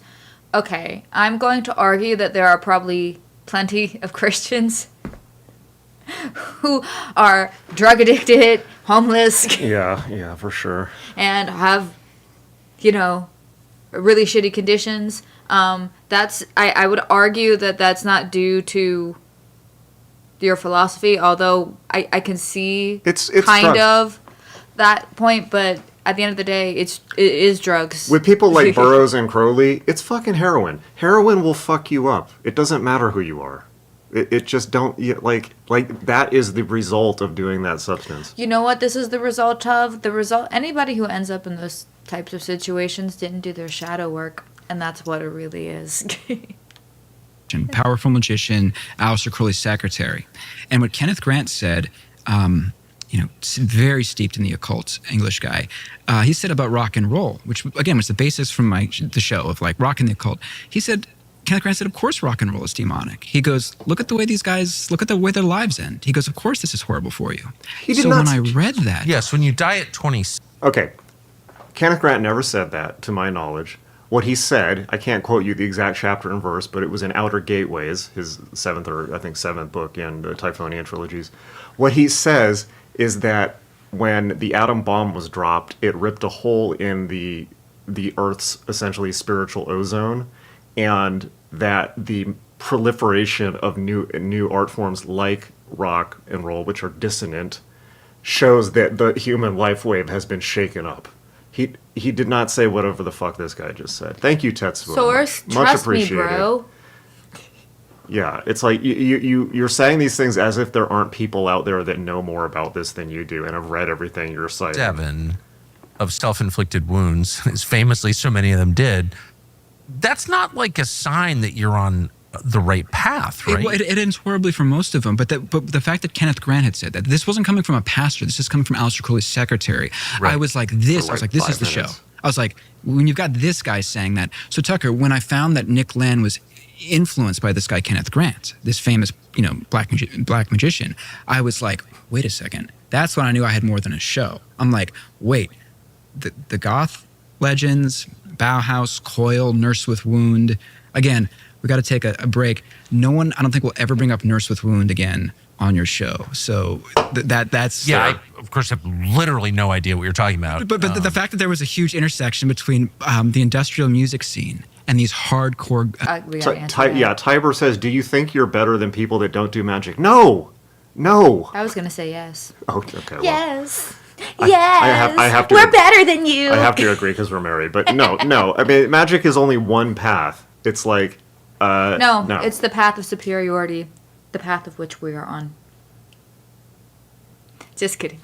I'm better. I'm the best at being humble. Ask anyone; they'll tell you. No one's better at being humble than me. Occult practitioners and the current AI leaders in Silicon Valley. I wonder if these guys pray after they listen to Steely Dan. He does have that vibe, What is doesn't going he? on here? So when Aleister Crowley's secretary says, of course, rock and roll is demonic, basically, I mean, you've got the horseshoe effect Right. here. So here you have Aleister about. Crowley, like famous Satanist. I mean, I would say he's a Gnostic, but you do get into a thing of like, well, what is Gnosticism? Yeah, well, that Satanist is my description. Right. But it seems obvious. Right. to me. But whatever, a guy who's like worshiping demons. Heavily into the occult. When his secretary says rock and roll is demonic, agreeing with like every, the famous Every Baptist pastor, every kid who cried. Okay, occultology said, do you think about life like an RPG? It all makes sense. Not everybody specs into the mage classes, and some people back into priest classes, and some are barbarians, and some are fighters. I think part of my worldview is... I think a good way to describe my worldview is made as if it is a role-playing game. Wise. Because his dad took his Emerson, Lake and Palmer albums in the 70s. I guess it all was very obvious, right? Well, that's how I knew I could finally make the show, is because there's. I mean, of course it's demonic. Like, duh. Well, I think a lot of it. I mean, you can't argue with Aleister Crowley's secretary. I think it's the main. That's right. But that was what was interesting, and why I finally wanted to do the show is for so many decades you couldn't do a show like this because everyone would get so defensive about rock and roll. It'd be like taking a child's toy away. Where it's like, can we do a show that has pastors, it has Christians, it has rabbis, it has all these people who talk about the religious aspect of music, but then could you also get these other people? Yeah, the Scythian says, who would worship demons? That's like worshiping a hammer and a sickle. Well, quite a lot of them worship both. Okay, well, apparently, we went out a little bit, we lost connection. I don't know if y'all heard my rant about role-playing games being a good way to model your worldview, but that's what I said. Infect America with some kind of incurable spiritual cancer that led to where we are now. I mean, what was funny, there was the writer Theodore Dalrymple, and he was a brilliant man. Yeah, he's a brilliant writer, and he went to he was commissioned by the Spectator because he's such a smart, well-learned guy, and they thought it'd be hilarious to send him to an Oasis about this. So we asked that talk about prison. Yeah. So that's. But here's a question I have had for you. Over your years as a journalist, in doing tons of TV, I know only in the last few years you've been more interested in spiritual life and the Bible and seeing spiritual meaning and stuff. Is there a story you've covered in the last few, or just a story you've covered at all, where at the beginning you took a much more secular, much more cut and dried approach to it, that now if you today had covered that back then, you would see every story. Every story. This is just so funny to me. I mean, the idea of the occult being secret knowledge only the chosen few can access is pretty elitist. Did you know that nobody is stopping you from getting this access to this information? Go to the link. Go to the link in the description. Start.magick.me, magick.me, where you too can learn all the secrets of the occult. You can get started for free. You can learn chaos magic, hermeticism. Do you know where you're everything. Magick.me, magick.me, the world's greatest school and online source for democratizing the mysteries. Oh man, this is hilarious. So funny. You could literally learn the mysteries yourself. Or literally Google. Yes. Yeah, you could find it yourself. Especially war, which I have covered in person and certainly talked a lot about over the years. I just saw it as a product, the sort of failure of statecraft and nations act rationally. One country wants this territory either to conquer or to reclaim it, and this country doesn't want to give it up, and so they have a war over it. I had a very secular understanding of war, and it was the First World War that changed my view probably 15 years ago. Well, what would it be, 10 years ago? So the anniversary of the outbreak of the war, 1914, there was a series of symposia in Europe on what was that? It destroyed Christian Europe and for maybe forever. And the apogee of human civilization was 1913, obviously. Right. And then it was destroyed and it never recovered. And a bunch of other empires fell, including the Ottoman and Austro-Hungarian and all this stuff. It's it reshuffled the map and gave rise not just to the Second World War, but to the world that we now live in. So how did it start? Gavril Princip kills Archduke Ferdinand of Sarajevo, and but how does it follow that Christian Europe commits suicide in the wake of one assassination in the Balkans? Now he's just on his comfortable topics. He's like, okay, now I get to talk about World War I. He's like, okay, I let you spew for 50 minutes. I'm just talking about the things I'm interested in now. And also, I agree. I Frater RC imagine if this interview was Tucker and Sledge. Yeah. It would be super informative and cool, and I think Tucker might be confused a little bit. Yeah. Right. And there was no consensus 100 years later on why the war started. Right.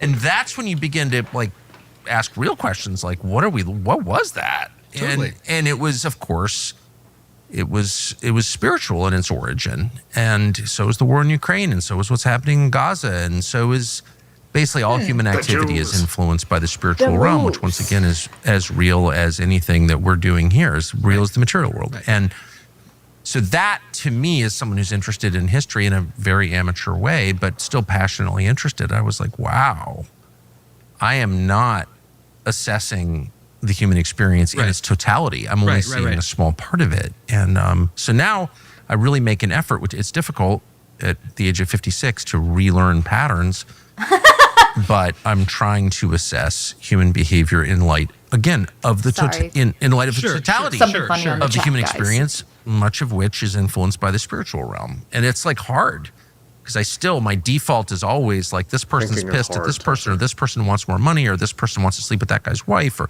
but to ascribe To be fair, purely that human also plays a motives part, yeah.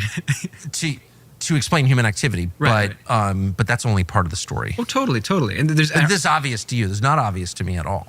No, but what's going to be fascinating for you is going back over your career. And I got to say something that's funny is, you've been on TV for decades, and I've heard your voice for decades. So there's an element of talking to you where my brain will be half a second slow because I'll hear your voice, not right now, but earlier, and part of my brain is like, someone obviously left the TV on. Okay, yeah, no, I have to say it because it's being discussed on the chat. Tucker, I could see this being his first life. And I could also see him being a golden retriever or a black lab. And that makes sense because I don't know why, but both of our Shibas have this insane tension between the local golden retriever in our neighborhood. Oh yeah, it's like Northern Ireland around here with the two Shibas and the golden retriever. It doesn't make any sense. Our Shibas literally, they don't do this with any other dog. It's just this one particular golden retriever. So I can see Tucker being a golden retriever. They're up to something. Fucking thing off. Or has This is why I don't have a TV. No, or someone has a podcast going because it's just Tucker's. And then my brain is like a half second delay, and I'm like, dude, he's talking to you? Sorry. No. Sorry. No, but I've heard your voice over this, as we all have, over decades. So it is funny because we were talking earlier, and I'm like, oh yeah. Oh, wait. That's me. He's asking me if I'm ready to go. So this is all kind of new to me, and when I talk That'd be to hilarious people if he was who a secret are, chief. lifelong students of That'd be so funny. of religion, which is of course the main driver of human behavior from the beginning of time. And again, since we dropped the atom bomb, we have lied to ourselves about that and kind of deleted that whole category from public conversation, which is it's been left to like Jerry Falwell and Rabbi Shmuley and other various buffoons to like talk about religion. That's like so sad. Right. But it's been moved to the fringes. But when I talk to someone like you who's clearly thought about this much more deeply than I have and over a much longer period. I am a man of many books and PDFs. Yeah, but it doesn't sound like it's like shocking to you. That's kind of funny. Well, that's the thing we're going back to talking about earlier in terms of it's a mixture of, in my case, having read a lot, but also knowing people and knowing some people involved. We were talking earlier about, when you have a father who works in journalism, it grounds you. And same thing with like what people call conspiracy theories, where you're able to know off the bat just a general sense of stuff because you're like, oh, that guy's friends with my dad. That can't be true. That's that could be. exactly the life I've lived. That's exactly right. Too close. Right. Proximity causes blindness. It's weird. You don't. But it's tremendously helpful though in these things because so many of these things are so insane and so weird that most people can't parse it. I mean, I didn't bring this up earlier, but with my grandfather in particular, the way I kind of even know a lot about sordid stuff. I mean, there were so many scandals, Tucker, that my grandfather was like, he had some like insight into. Like he was going to play Jimmy Hoffa in a movie. He bought the rights to him. He met Jimmy Hoffa, hung out with him in Fort Lauderdale a week before Hoffa died. One of his best friends was killed by the Manson family. on the other side of my family, the Ted Kennedy crash in Chappaquiddick, his lawyers called my grandmother's house accidentally. They were trying to call the Harborview Hotel, which was one digit off, 3337 versus 3377. So, his lawyers accidentally called my grandmother and goes, Ted there? So that's like 3 of like 10 of like the major sordid tabloids. So I bring that up to say, when and you would know this from your father too as a journalist, when you grow up in an environment where weird stuff is not just there to be gawped at or go, wow, that's something no one can ever figure out. You have enough information that you're able to go like, no, my dad knows him and I've met him. I know so-and-so. If I do the research, I can get maybe to 50% of knowing the story when anyone else can get to 40%, which is still huge in the grand scheme of things. So I've had the opposite experience. And even now, especially now, I read about people in the I don't know media, why that's so funny to me. and they're described as one thing, and I know them pretty well, and I don't see that at all, and yet it's clearly true. Right. And I'm thinking of a couple of people who I really like who are clearly kind of evil. Stop it. But my experience and I try not to hang around evil people, but there's no. What are they even fucking talking about now? It's sort of eccentric, Like, but I don't really what see the him as fuck part are of they a talking global about? conspiracy to oppress anyone. Right. I don't see him as a tool of Satan, Right. but the evidence suggests he is. I'm just trying to be honest, right? Well, you bring up something I always think about in regards to the Bible, that one of the reasons the Bible is true is that it's in its depiction of villains and just heroes. went The straight heroes for in the the Bible Bible, you is look at true. King David, look at the political scandal he gets in. Every where single book of it. He sees this woman bathing, Bathsheba. He's really turned on by Sheba. this. He knows her husband, Uriah, I think, sends him to the front lines of war to get him killed intentionally. That would be a gnarly political scandal for anyone. That is a pure act of evil. But that is what people, Joker including heroes, 89 can get up says, to. I'm kind of And then if lost you on look at this the villains in podcast at this point. Yeah, because this guy is just spouting nonsense. Like, he has no point. He's just running his mouth. Why is it, by the way, that guys like this, when they get into this connection spaghetti, they always inevitably relate it to themselves, a family member, or they decide that they're the reincarnation of Aleister Crowley, somewhere in there. It's like, obviously you can tell, and then all of a sudden he's just going off about numbers. It's like, okay, I see where this is going. I'm trying to extract the bigger picture here. And so far, what I've gathered is that AI is like Gollum. Nick Land is responsible for some reason. Goths are taking over. The Jews are at it. Occult bad. Billie Eilish. Aleister Crowley. Halloween is blowing up. So that's all I got. That's the synopsis. So far. Topic leapfrog. That's good. Yeah. Technology bringing demons. Okay. Bible, if you look at like even say Pharaoh, most feelings in human life are most emotions are mixed emotions, and people are ambivalent and ambiguous. Pharaoh at numerous times, he wants to set the Hebrews free. He wants to set the Jewish people free. He goes, surely, I forget what plague it was, where he's like, my goodness, that was rough. But God prevented him from doing it. Right. But God is sovereign, does that in all of our lives. But he, God even says God hardened his heart. Exactly. So God chose to make him such, where he decides at the last moment, actually, I'm not going to set you free. I can't do that. And if you look at Pontius Pilate, he wants to set. He at some point he flips and he's like, this guy is innocent. My wife is having dreams about this man. That's another thing that's underreported in history. Wife as soothsayer / dreamer. Yeah. I mean, your wife has many times been like, I have a bad feeling about this guy, Tucker. Don't have him on your show.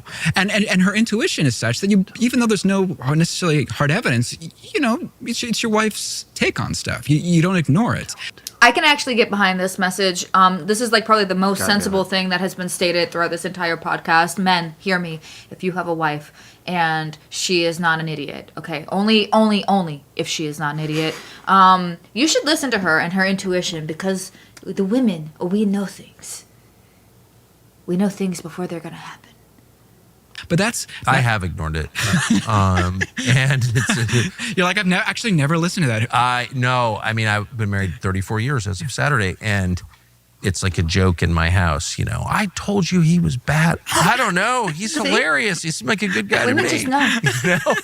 That's hilarious. Yeah. So Probably you'd the be most hunter's teller, which useful is like, information you'll get in this don't entire arrest this man. podcast. I had a dream. 100%. And you're like, whatever. I'm doing my work right now. I'm very shallow, so someone who's amusing or fun to have dinner with, I just get swept. Tucker just reveals who he is. You just got to listen to him. I remember listening to him like about 2 years ago, and it was about Israel-Palestine. And somewhere in the podcast, he said, I am really stupid. Like, I'm very stupid. And he just said it just now, too, that he is very shallow, and that basically you just need to be funny and he'll like you. I think the reason he's saying that is because he got wrapped up in that Dominion lawsuit where he got sued, and the gist of the lawsuit was that he claimed he was entertainment and not news, and therefore could not be indicted for spreading voter fraud misinformation.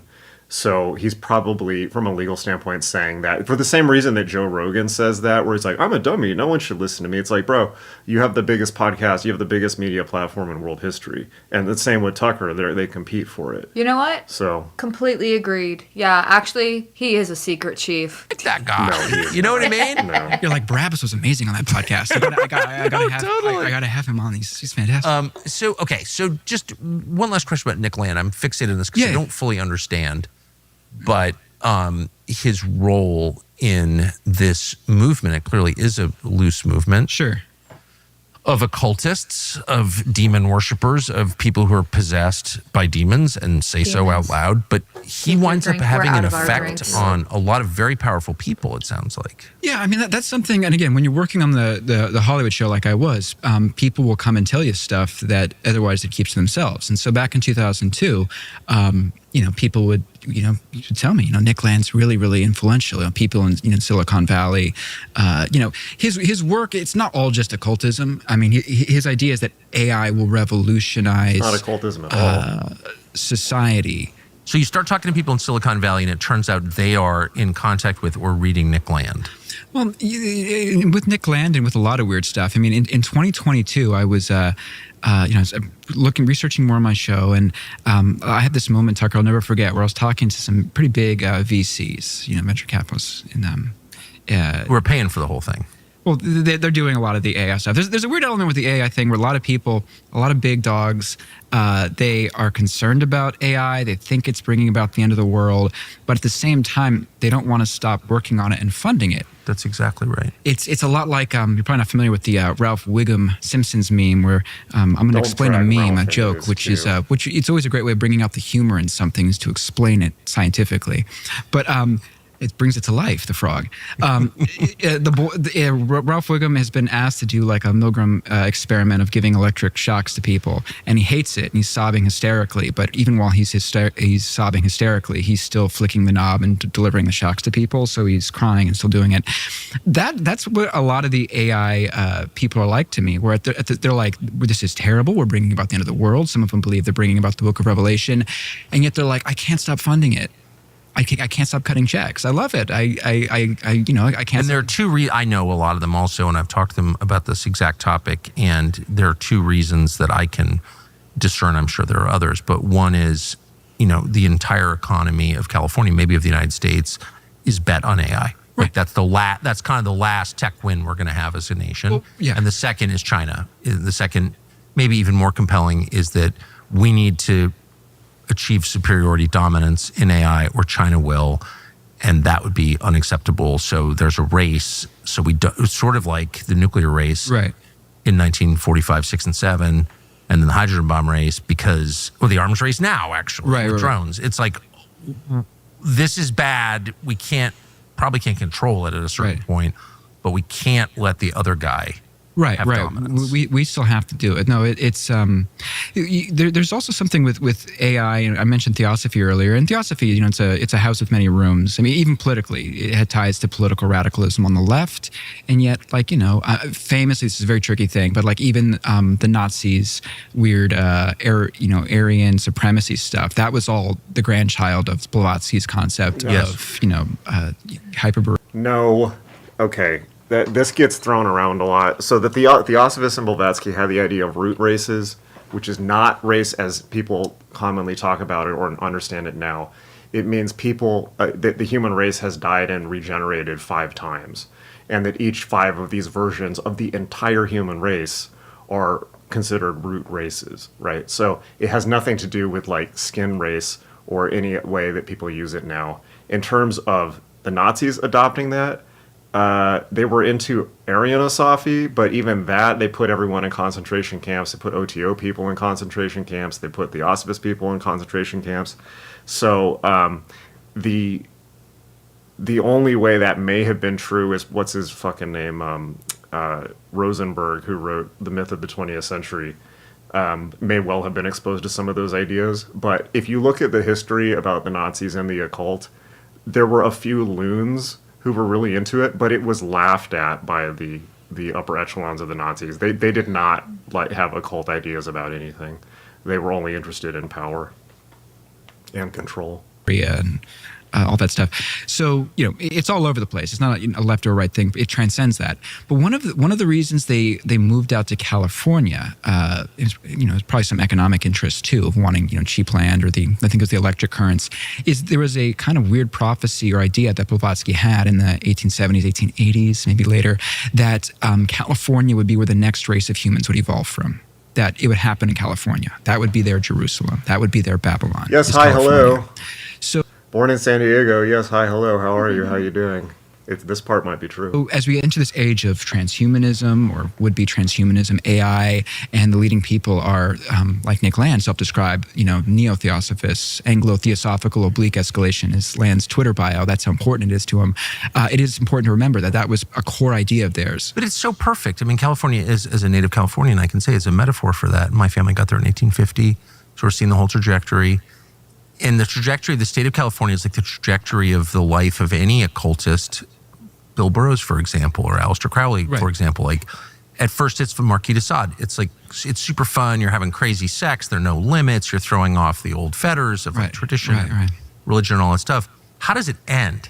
Not good. And it ends in squalor and alienation and agony and terror, screaming out. And that's where California is now. Totally. That's why it's important to be more Mario Party than Diddy Party. I agree. Yeah, you don't. Those parties don't end that way.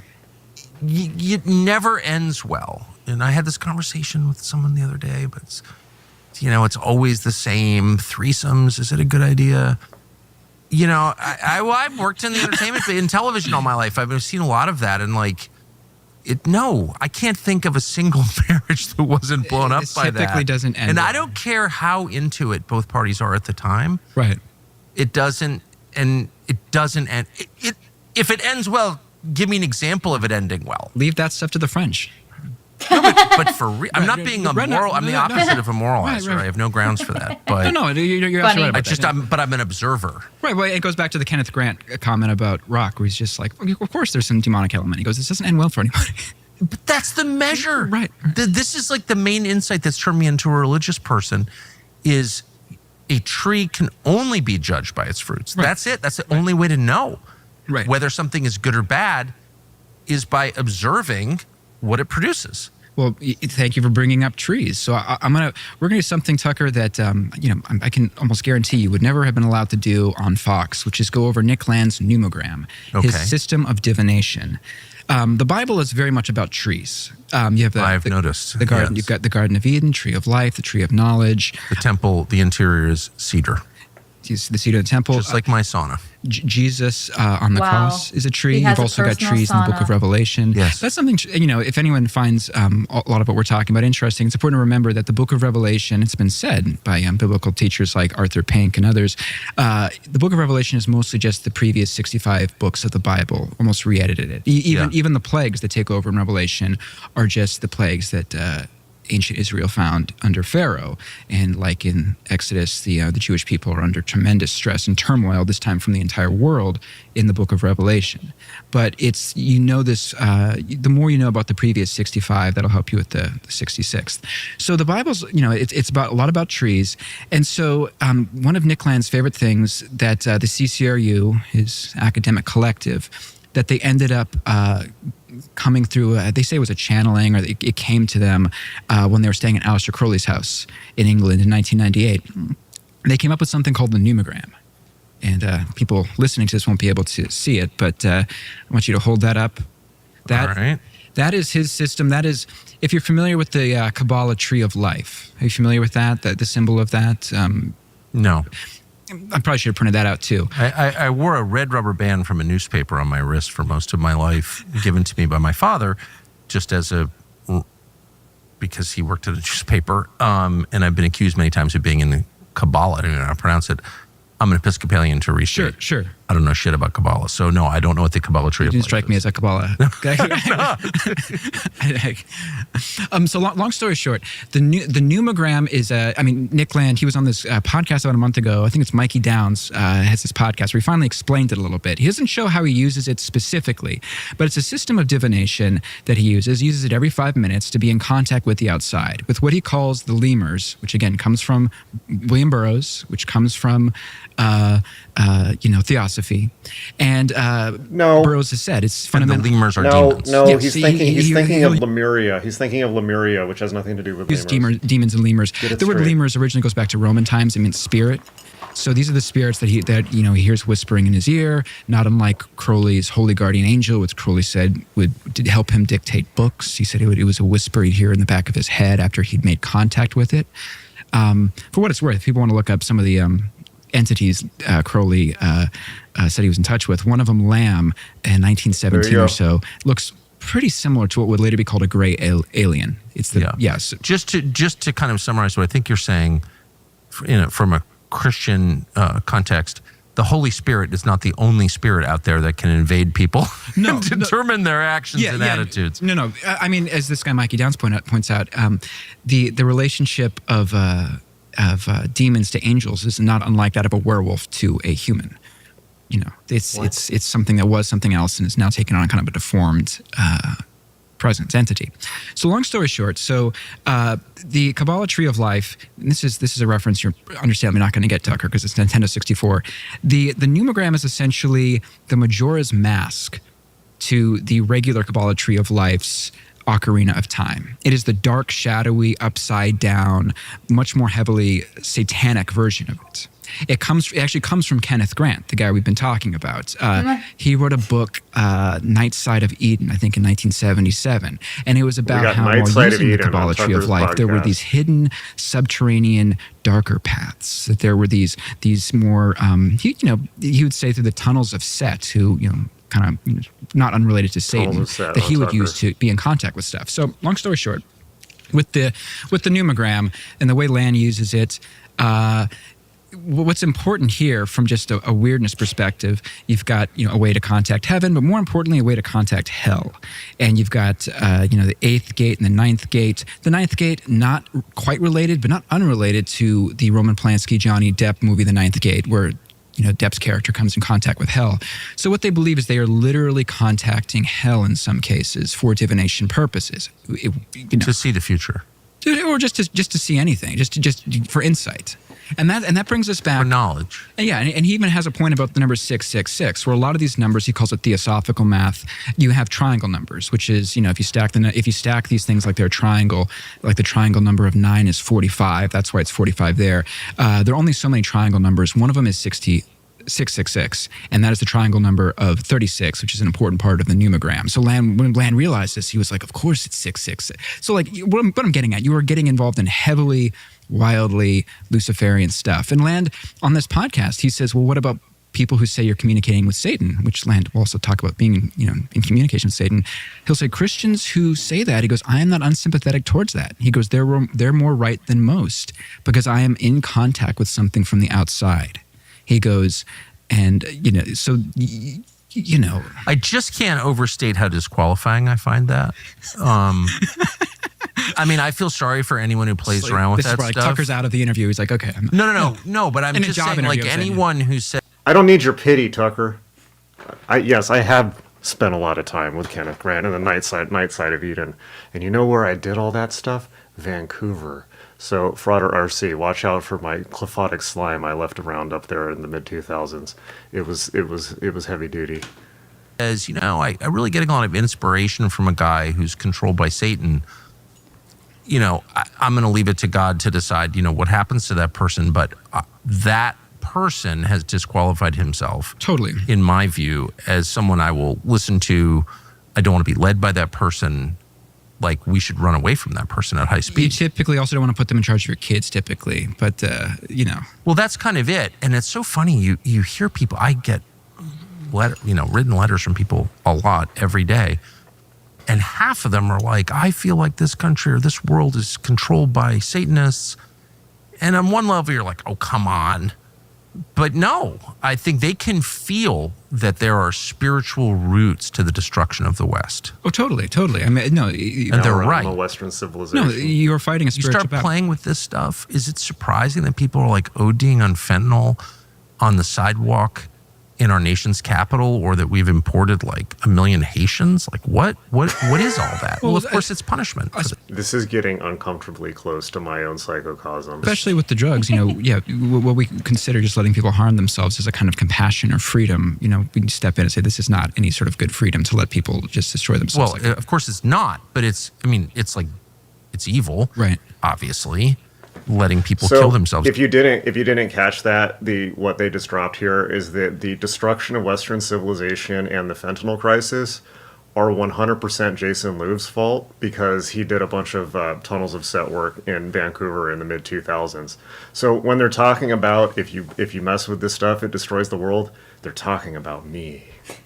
Is evil. If a man's standing on a bridge and going to jump and you can pull him back and you don't. Right. What is that? It's evil. You're saying on some sort of freedom thing. This gets us into the Antichrist question, which has been going on in Silicon Valley. Before we even get into the Antichrist, what is the Antichrist? The Antichrist, in the same way the figure of a Messiah or Christ is prefigured in the Bible.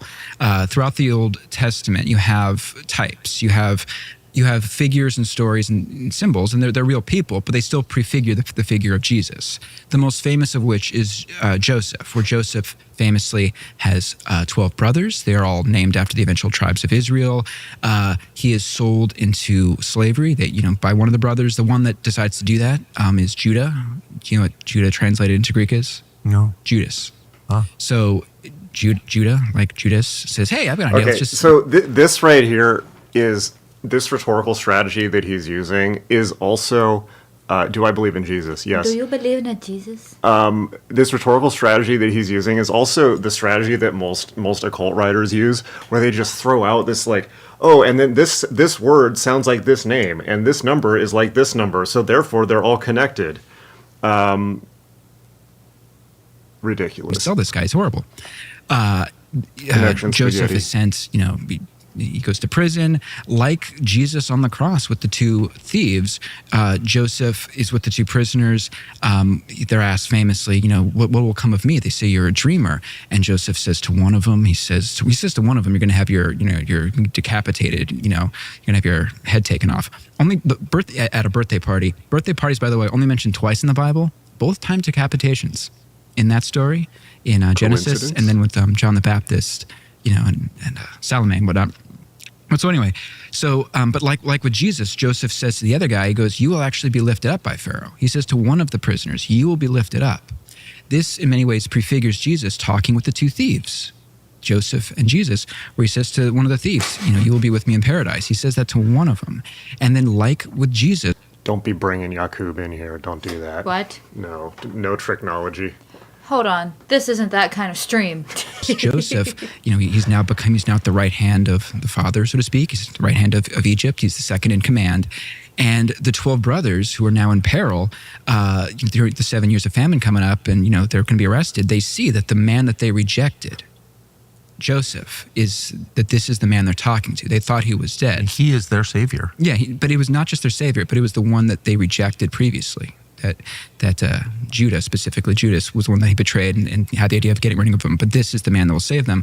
In the Bible, that story prefigures a lot of the doctrine surrounding Jesus, where the 12 tribes of Israel come to realize that the one that they had rejected is actually their savior. And there's this tremendous sense of, what have we done? But also like relief that the savior so recognizes them. In other words, the Joseph story prefigures the Jesus story. Yes. So the other main prefiguring figure in the Bible is Antichrist.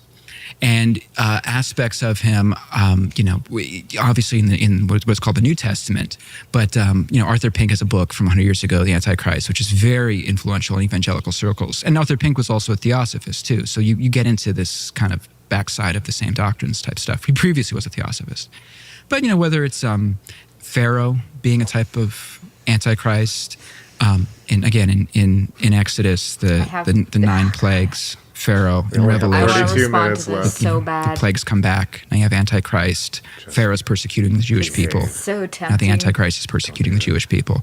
The Antichrist is this mysterious figure prefigured in the Bible. He's not quite known, but in the same way the Old Testament prophets were familiar with the concept of a Messiah, but didn't know he would be Jesus, so moderns today are similarly aware of the concept of an Antichrist without being fully aware of who he will actually be. But they have clues and doctrines about who he is. That is a rough... Can you just some say would what it very is? concept Just say it. That would of defeat the point of Antichrist. having a But that's 2-hour essentially him in the podcast. Bible. He hasn't said one goddamn thing the As a entire type of podcast. person. Like, what's your point, bro? Like, you're just saying a bunch of names of people and books and numbers and shit. Like, what? How does? Well, you say what you're gonna say because I have a rant. Okay, my only thing that I was gonna say is like I thought Tucker asked him about the Antichrist, and maybe I missed it. Guys, did he describe the Antichrist and I was spaced out and I didn't hear it? I don't know. I was kind of spaced out too. I will say this is if you haven't watched the video series that I did on the magical tools, you should definitely watch that because it's really good information. But this is a perfect example. Let this be a teachable moment, all right? This is a perfect example of what I was talking about with the pentacle, right? So what is this? This is knowledge. This is information. This is Doth, right? Which is why he's so freaked out by it, because he's looking at Doth. It's just random information. It has not been synthesized into understanding. He doesn't understand what he's looking at, let alone that understanding has not been distilled into the wisdom to know what to do with that information. So this is a perfect example of Doth, of Karanzan. This is what Karanzan is like as well. It's just the world of adjectives. It's just the endless data points with connection spaghetti thrown at them. Nothing actually connects. It just goes on and on and on and on and on and on and on. And it will not stop until you just simply kick him out of the studio. Like, I'm sure this guy could go on like this, like, forever. All he's really doing is saying, like, names, like, everything that he knows that he thinks is secret, he's saying. So, go back to the pentacle, and we were talking about like analyzing symbols, condensing them down, and bringing them into the center, which he has not done. We talked about the dagger, which is for separating that which is useful from that which is not, which he has not done. The cup, which is understanding, synthesizing and understanding, which he has not done. And the wand, which is knowing wisdom, knowing what to do, which he has not done. So this is a perfect example of pure Karanzan. This has nothing to do with the occult. It's just somebody whose mind is disordered. I wanted to say 2 things. First, there was I gotta scroll up. Who did it better? Yakub or Zenu? Oh, so I have a great Obviously Yakub is the I think correct answer. about 10 years ago, the Nation of Islam and Scientology started working together in LA. So there is a Yakub Zenu team up, which is hilarious. That's better than Lamb. Okay, and that's basically, let me see if there's any other. Oh, it's just like James Lindsay. Yeah, right? Yeah, no, I was actually getting that energy like before we even started, but I didn't want to like repeat it because I wanted everybody to come to their own conclusions. But yeah, this is basically the same energy. However, for the past like few streams, we've been cutting out super early, so I didn't want to cut this one out. So we're gonna give the devil his due. So, but he is essentially the, unlike Jesus, man of sorrows, totally rejected by the world, the Antichrist will be regarded as a savior, a hero, and temporarily will be received like Jesus you would thought would be received. So about 3 years ago, as I was doing the shows, I was talking with these VCs, and one of them asked me, like, well, what's your take on crypto? And I joked, half joked. I was like, you're asking the wrong guy about crypto and money and stuff like that. And I said, well, a lot of Christians believe that the vaccine, the COVID vaccine, is the mark of the beast. Oh, and I okay, said, there we go. You probably finally not got to true. it. I said, but something I've heard, and something that sounds a lot more like it, is blockchain technology, which is the technology we'll all be using in a few years, for financial transactions, among other things. Everything's written and recorded, and every kind of transaction is written and recorded on it. And these VCs, they go, well, what's the mark of the beast? So I tell them about Book of Revelation. They go and look up Revelation 13, and they go, huh. And so I hear back from them later, and they said, yeah, we talked to some. I remember once when I was like a baby esthetician, I was doing a facial for like this very, very old lady. And she was a Christian, not a Catholic or an Orthodox, but like another denomination. And she decided that she was going to save me during that facial. And she asked me if I wanted to be saved. And I said, yes, please save me, please. And then she said, did you know that the whore of Babylon is the Catholic Church and that the Pope is the Antichrist? So, I don't know. I just wanted to share that. The big, other big people in happened. Silicon Valley about this. I didn't know. People. I was and shocked. he said, well, what's the book of Revelation? What's the mark of the beast? And some other big dogs looked it up. And their reaction to that was, that sounds like what that is. It was not, Tucker, that sounds crazy, or I'm not religious, or what we're working on is strange. But the Bible is an old book. We have nothing to worry about there. The reaction was, that sounds exactly like what the blockchain technology is. So that was the beginning of me kind of stumbling into a very strange story about AI, modern technology, and stuff like that. What do you think, So I Richie? think part of what you're revealing is that for the rest of us who assumed the tech barons were Norm. Unlike Hassan, we treat our dogs well. Yes. Yeah, or agnostic libertarians, Right. who aren't that interested in anything beyond the temporal. Right. It turns out they're really religious Yes. Or open to it. Like and I don't mean that as a compliment at all. I mean, it's like a dark religion, but like the story you just told, like they're not surprised at all. well, here's something else that was very strange that happened. So Mark Andreessen was on Joe Rogan's podcast about a year or two ago, and he talked about how I gotta respond. Yeah, Maria, I was raised Catholic, so when my client informed me that the Catholic Church was the whore of Babylon, you could just imagine, I was shocked. You were like, awesome. Whenever Christians try to save me, I just let them do it. I let them do the thing. I don't care. having an understanding of angels and Please demons, save he's hearing me. is I going to need be how it. people really will help them in understanding AI. That there's no precedent for this except for the kind of stuff people saw and believed in the Dark Ages in terms of angels and demons and stuff. And what Andreessen said will happen soon with AI ties in very much with prophecies in the Book of Revelation, where he said AI will junk, fake AI, say they call it AI slop, just stuff online that's not real, will become so prolific on the internet very soon that you will need to have some sort of online verification system to prove who you're talking to. I mean, I'll know it gets to the case, Tucker, here, where like there's an episode of the Tucker Carlson podcast and you're talking to like Abraham Lincoln or something like that. Which will probably happen next week. I would watch that. They'll have like he'll have a commemorative penny or something like that. And you'll ask him if he. Why did you suspend habeas corpus in Baltimore? My first question. You'll ask him, do you forgive John Wilkes Booth? And then he'll go back to like talking about the pennies. Were you a tyrant? No. That is coming like immediately. So what? So the verification. So one of the ideas that Andreessen brings up is everyone will need to have an online verification for this. So the concern in Silicon Valley is that you have companies like OpenAI where they have they're creating all this AI content, but then they have another company, a sister company called WorldCoin, I think now called just World, which is an online verification I have to comment system. on this. The mark of the beast is literally just the numerical value of Emperor Nero's name in Hebrew. It's just people being pissed off and needing a Roman vendor license. Is that true? I actually Is feel that like true? I actually That'd be hilarious. I actually suspect that is exactly. That probably is true. That is exactly. That has the ring of truth. I'm to it. willing to bet that's exactly. You need to, everyone in the, for it to work, everyone has to be a part of it. You have to have your eyeballs scanned. Everyone gets a number, which is also in the Book of Revelation.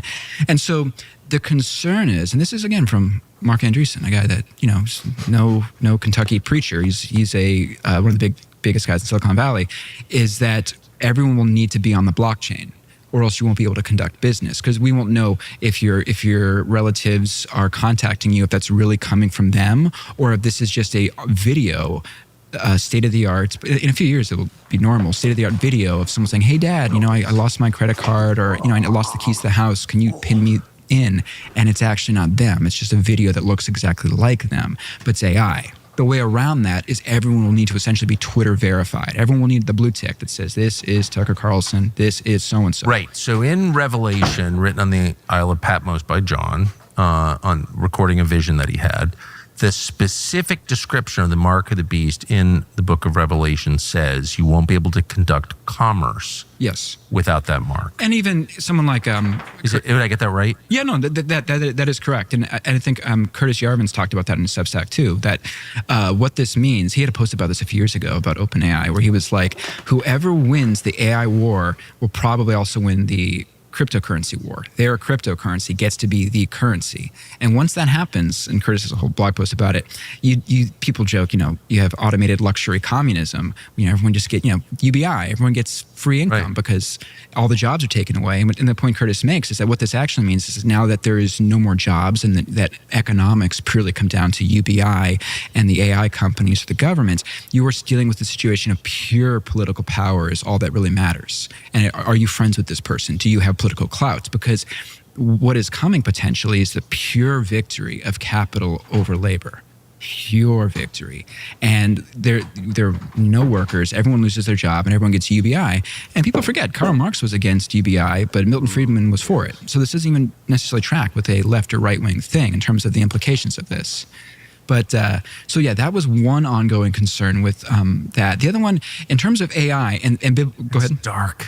Hey, that's I'm wearing the Ghostbuster shirt for a reason. You have to get ready. Can I ask a question I should have asked earlier? Sure. Which is, do the he's wearing a people involved Ghostbuster in the shirt. financing and the developing, the creation of You get AI Ghostbusters off your damn shirt.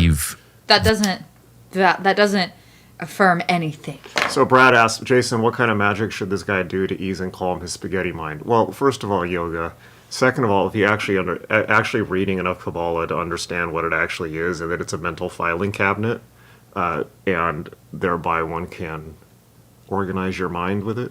But yeah, I would say for him, I don't think he should do magic. I think he should go back to whatever the fuck he was doing before, like being a key grip on set and acting like it's still 1968 with the Beach Boys or whatever. Also, I want to add too that we had a previous person on the chat bitching and complaining about superiority complexes in magic.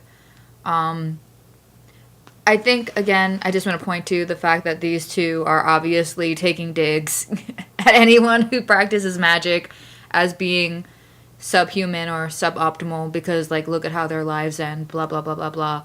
So that goes across the board. That it's a spiritual entity, that it's more than a machine. So this is Tucker, the trillion-dollar question. The idea of intelligence, to say nothing of artificial general intelligence or AGI, these are all pretty murky terms in terms of what people are actually talking about. They talk about creating artificial intelligence. The real question, and the real thing I think they're concerned about, or we should be concerned about, are you creating an artificial intelligence, or are you giving a body to a pre-existing intelligence that previously wasn't incarnated? Let me solve this for you right now. The first. Oh my God. The first. This is a perfect example of why you need to understand what large language models actually are and how they work. Yes, put the time in. I know there's math involved. But actually at least read the Wikipedia on large language models, because there's going to be a lot of this going on, of people just magical thinking around AI. You don't even need to do that. Like, honestly, you don't even need to know math to figure out that is just ludicrous. As human. Right. Like, It's just I don't a know silly math. ass claim. I don't know any math. I'm an idiot when it comes to math. But let me tell you, it's not hard to understand how large language models work. Yeah, and people need to understand the difference between LLMs and AGI. AGI is not a thing that exists. Will it ever exist? People are, the jury's out on that. But large language models are not ancient spirits inhabiting Python code. That would be cool, but no. That would be cool. Yeah. No. In the physical world. So, I mean, here's a question from here's a quote from Turing, the famous. I know what I think. The question is, what did they think? Right. Something Turing said was. And will you explain who Turing is? I mean, Alan Turing. I know he's, he was one of the forefathers. I can't articulate him well enough that I'm going to say something off. Yeah, I knew he was very important for cracking the codes in World War II. There was a movie 10 years ago about him, but I forget his exact, Wikipedia first sentence. But he's very influential in the history of computer science. But Turing showed the limits of computation. All computers are dependent on outside programmers that he calls oracles. He wrote, "We shall not go any further into the nature of this oracle apart from saying that it cannot be a machine." So, sorry, let me back up. Let me back up a second. That excerpt right there was from a book by George Gilder. George Gilder, brilliant futurist, about 80 today. He was covering incels back in like 1971 for Commentary magazine. He was writing about the future of the internet in 1990. One of the most brilliant futurists. Really? Yeah, guys. And wrote one of the great books ever called Men and Marriage. Yes, and I should have said this at the beginning of it. I was initially a very heavy AI skeptic in terms of AI apocalypse stuff. Not necessarily AI in general, but just, people who think that AI will take over the world, I put on par with like the kind of late night Reddit reading of like people who think zombie apocalypse is going to happen. Where it's like, look, if this helps you sleep better at night to think of like weird scenarios, that's great. But I was like Han Solo. I'm like, no AI thing's going to get involved in my, could not have written off more. And in part because I'd read George Gilder's book about AI that came out a few years ago. And he makes the point that machines, as Turing says here, the machine can't really truly understand what it's doing. He says, I'll say it again, we shall not go any further into the nature of this oracle from saying a machine can't do it. And so I stopped there. What a lot of people are concerned about and what Silicon Valley is seemingly getting up to, okay, so a machine can't be aware of what it's doing. If there is such a thing as demons, angels, spirits, as Aleister Crowley called them, disincarnate intelligences, not artificial intelligences, but disincarnate ones, what are we, could those things... Disincarnate meaning intelligence without a physical body. Yeah, could we be creating a physical body for the demonic? And with Nick Land, one of the things that was the most chilling things I read that really I was like, okay, I have found... We don't need to do AI. We have like Annabelle the doll. Very simple. We have Labubus. You don't need to make it that hard. A horror story is the 3-3.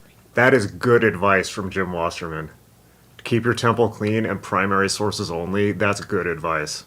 That's great. 3, that was I think it was like his profile picture or something like that. And why was he into 333? Well, I found out, reading his old tweets, 333 is the highest intelligence in the universe.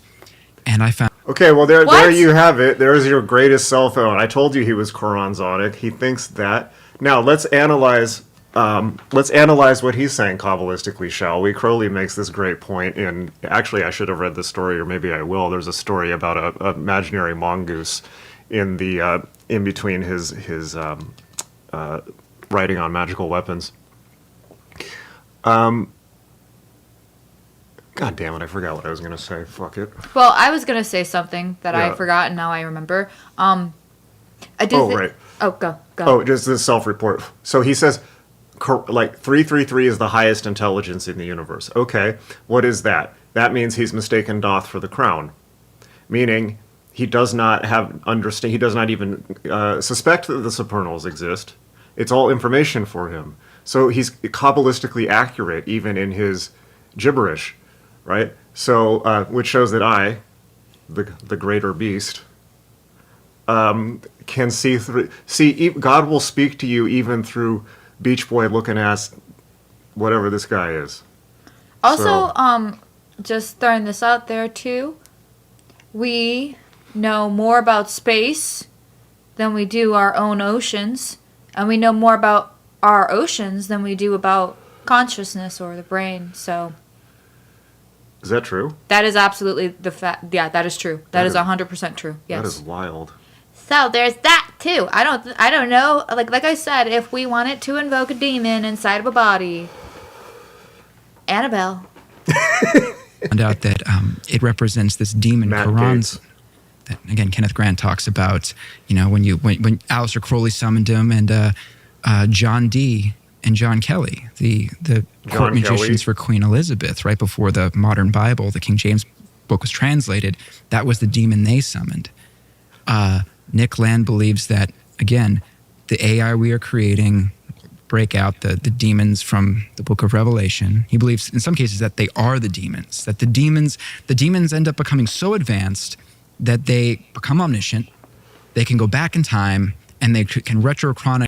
I suspect that what's happening here is that Nick Land probably said something like trolly, but perhaps astute.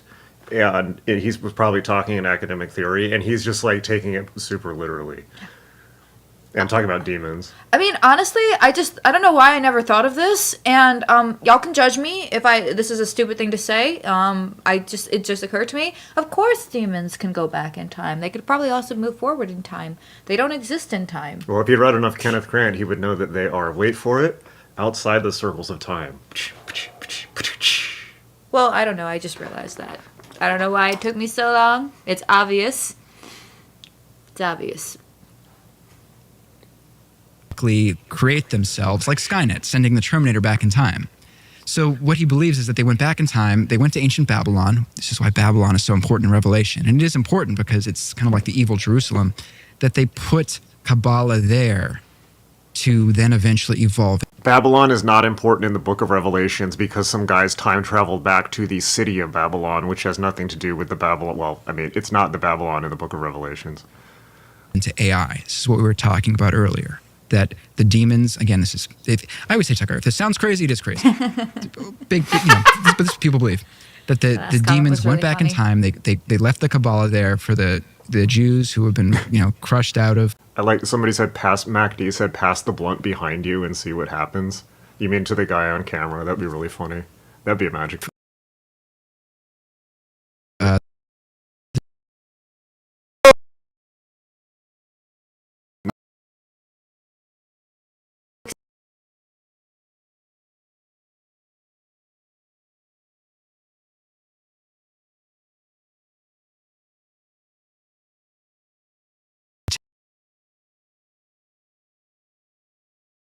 They could do digital technology. It becomes AI. AI breaks out.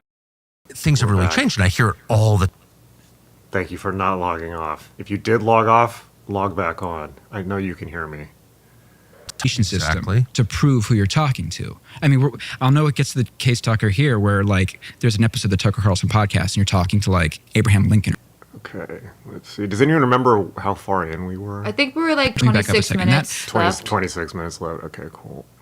Away. And the point Curtis makes is that what this actually means is now that there is no more jobs and that economics purely come down to UBI and the AI companies or the government, you are dealing with the situation of pure political power is all that really matters. And are you friends with this person? Do you have political clout? Because what is coming potentially is chilling things I read that really I was like, okay, I have found a horror story, is the 333 that was his, I think it was his profile picture or something like that.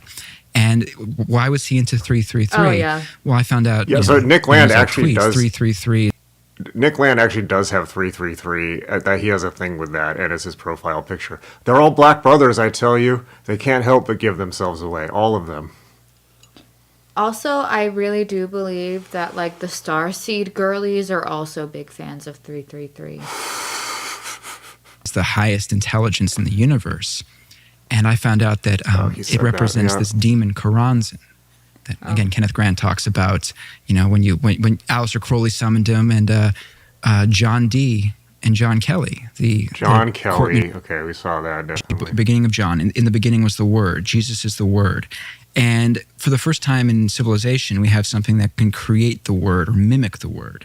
Marshall McLuhan, people forget, he became a Catholic for the end of his life, and he was very alarmed by a lot of the modern technology. He said, and I'll read this quote by him here. He said, "Electric information environments, being utterly ethereal, fosters the illusion of a world as spiritual substance. Exactly. It is now a reasonable copy of the mystical body, a blatant manifestation of the Antichrist." So for the first time with the word, you have a fake word. You have something that seemingly can create words. And to go back to Nick Land, who a previous Tucker interview, Alexander Dugin. Is it Dugin? Kind of. Hacksaw. Alexander Dugin. Why would we want to do that? Is there a way to do magic so Trump gets out of office? No. There's been a whole bunch of people trying, and apparently they're real bad at magic. Just show the only trick that I can come up with to get Trump out of office is for the other party to get their constituents to actually vote. It's called yeah. Here's the magic to get Trump out of office, or is the Democrat Party must be self-aware. It needs to meditate. It needs to meditate. It needs to sit down and think. They haven't caught. It's like they haven't learned a damn thing in the last 10 years. Yep. It's like zero self-awareness. It's like that's all the magic it takes. You just need to be a little bit more self-aware. Just an and iota. read the room. An iota of self-awareness will go a long way. Yeah. He called it Satanism. He said, "Oh yeah, Nick Land." He goes, "That's Satanism." And Nick Land has said about Dugin, he's like, imagine this paranoia going viral now in the minds of their masses of listeners. 2.5 million people have already watched this. He's the most brilliant enemy. He goes, we're both kind of theosophists, and they both are. He goes, but we see it from different sides. He goes, I'm an Atlanticist. He's whatever the other side is. Of course he's an Atlanticist. Yeah. Of course they all are. But to go back really quick to the because can I just say, I think that the whole modern program, which doesn't yet have a very accurate name, whether it's globalization or the neocons or neoliberalism. I mean, people have attached different terms to describe different parts of it, but the whole program is recognizable. Like it's cohesive. Just in say a way the that's hard to Jews, describe. Tucker. We know what you mean. But it's, we hate Putin above all. What is that? Right. That program, the one that has resulted in like record suicides and abortions and fentanyl ODs, is demonic. Right. I agree with that. What about Keir Starmer? Can we get rid of him? Well, let's see. I mean, he's already been. I'm looking for an Islam joke in there somewhere. Islam has been. Well, no, he's. I was going to try and make a joke about like, no, he's got all of Islam on his side, so he's got too much energy backing him up. It's not that funny of a joke. Roll with it. Personally, I think he's martyring himself with his policies. Yeah. Right. Okay, but you're saying it's not actually about profit. It's about destruction. Well, you're getting into a great point here, which is, the world is obviously deteriorating. And something people could hear me and think, well, Khan is obviously anti-AI, and that to look at this. I was completely shocked that someone would use that term because it's not a political term. Meh. Okay, this time I remember where we were, though, thankfully. Look at this, that AI is obviously going to lead to nothing profitable. That is actually the opposite of the implications of this. It's really important. One of the things that the Antichrist can do is craft prospers under him. That, there is worldwide peace. Things go really, really well for a time. Evil reigns like never before. It gets crazy, but he's able to heal the world in a lot of these the economic situation. So if you look at AI, and this is newspaper eschatology. A lot of the stuff you're not supposed to just generally be doing is read the newspaper and be like, obviously the Antichrist. But, I have, what I've chosen to do. With a lot of this stuff, with AI, if it was the Antichrist, if it was this, and again, take this with all the grain or a bag of salt, wherever you want, it would go incredibly well. That we would live to see what Mark Andreessen has talked about, the golden age, that we will see living standards increased at rates you'll never see. The cost of all kinds of things would go down. You would have world peace in the sense of all of the governments would come under these very few corporations / corporation. One guy, one man would have all that power, to quote another guy. You would have that happen. So one of the reasons people think that AI could be part of the Antichrist system. One of the traits the Antichrist has is his ability to understand dark sentences. And the use of dark sentences in the Bible, the verb there, one of the only times, 2 or 3 times it's used for Samson with his riddles. Remember Samson, he loves to have like these riddles and make the Philistines try to solve them. But it's also the verb used for being able to answer questions that Solomon can do when the Queen of Sheba visits him. You may remember when the Queen of Sheba visits Solomon, she has these questions for him, and he has such powers of understanding. So that is something that says the Antichrist can do. And if you look at the way that knowledge that we will get, and people were writing about this over a century ago, Tucker, it'll be like Jesus is on earth in terms of man's understanding of himself, that AI will be able to provide answers to questions that we've never understood. Man's relationship, what's the relationship of the soul to the body? How is the soul different from a spirit? Things that like no one could understand, maybe cracking telepathy. We probably are on the verge of all these things that no one has been able to do. But that is, for what it's worth, one of the signs of the Antichrist is craft, things work out for a time. Everyone, wealth goes up, understanding, knowledge goes up. And it goes to the fundamental crux of this thing: Gnosticism, knowledge, intelligence. And in what ways does it stand different from faith? Faith being to the spiritual world what the imagination is to the natural world. So I've got to assume that's not the end of the story, though. Well, no, not unless you've had the last few pages of your Bible ripped out. Right. But also, you don't have to be biblically literate to suspect that that's just a point on a continuum that ends in tragedy. So in the same way that no one wants to say it, but like a lot of really dark, destructive sex stuff is fun while it's going on. Right. Like everyone likes the threesomes while they're happening, but then it blows up your marriage and leaves your kids without that's low-key. a family and stuff like that. So again, I'm more Mario. My knowledge for this stuff is just purely through literature. Unless you're in but Twin even Flame the kind of people I know and University. hang out with, I don't know. But it's just true. Right, I don't know. Yeah. I guess you're not supposed to say stuff like that, but I've just... No. just know that it's People get up true. to bad stuff, and it never ends well. I guess what I'm saying is that things that are bad and destructive, cocaine is a perfect example. Right. Vodka is a great example. Are pretty fun at some point. He looked like he drifted a little bit there when he said cocaine, like he was remembering something. He was having a flashback. Yeah. Point Oh, totally. on the continuum. Another Right. And again, Tucker I know about self-report. this through literature. Yeah. Yeah. Power of film. Right. Okay. But the only reason I'm bringing this up is because you're describing the upside. Right. But I'm assuming, based on a knowledge of human nature and reality, that like that's not the end of the story. The end of the story is bad. Yes, and this is, again, I'm not a biblical scholar, as some people are probably now very, they're saying, oh, no kidding, he's not. But, the Yes, we are Antichrist makes a talking treaty shit with Israel. He famously about breaks you. it. The fact that we're letting AI companies run through our governments, and I use OpenAI just it's like saying Photoshop for photo editing, where there's like OpenAI.gov or whatever, that we're giving backdoor access, and Elon too, with Doge to an extent. We're letting guys have. Yeah, I actually do. I think that this is a real suggestion. I think that we should make cocaine legal, but only for podcasters, and only for the entertainment of the public. I mean, just think about podcasters are always high. Podcasters are always talking about weed and DMT. But imagine somebody said, imagine these two splitting a bag. Like, can you imagine Tucker Carlson motor mouthing on cocaine? Like, my God, that would be entertaining to watch. Entire backdoor access to our entire government, that creates a situation where they could have power over all governments simply because they have all the information on all of them.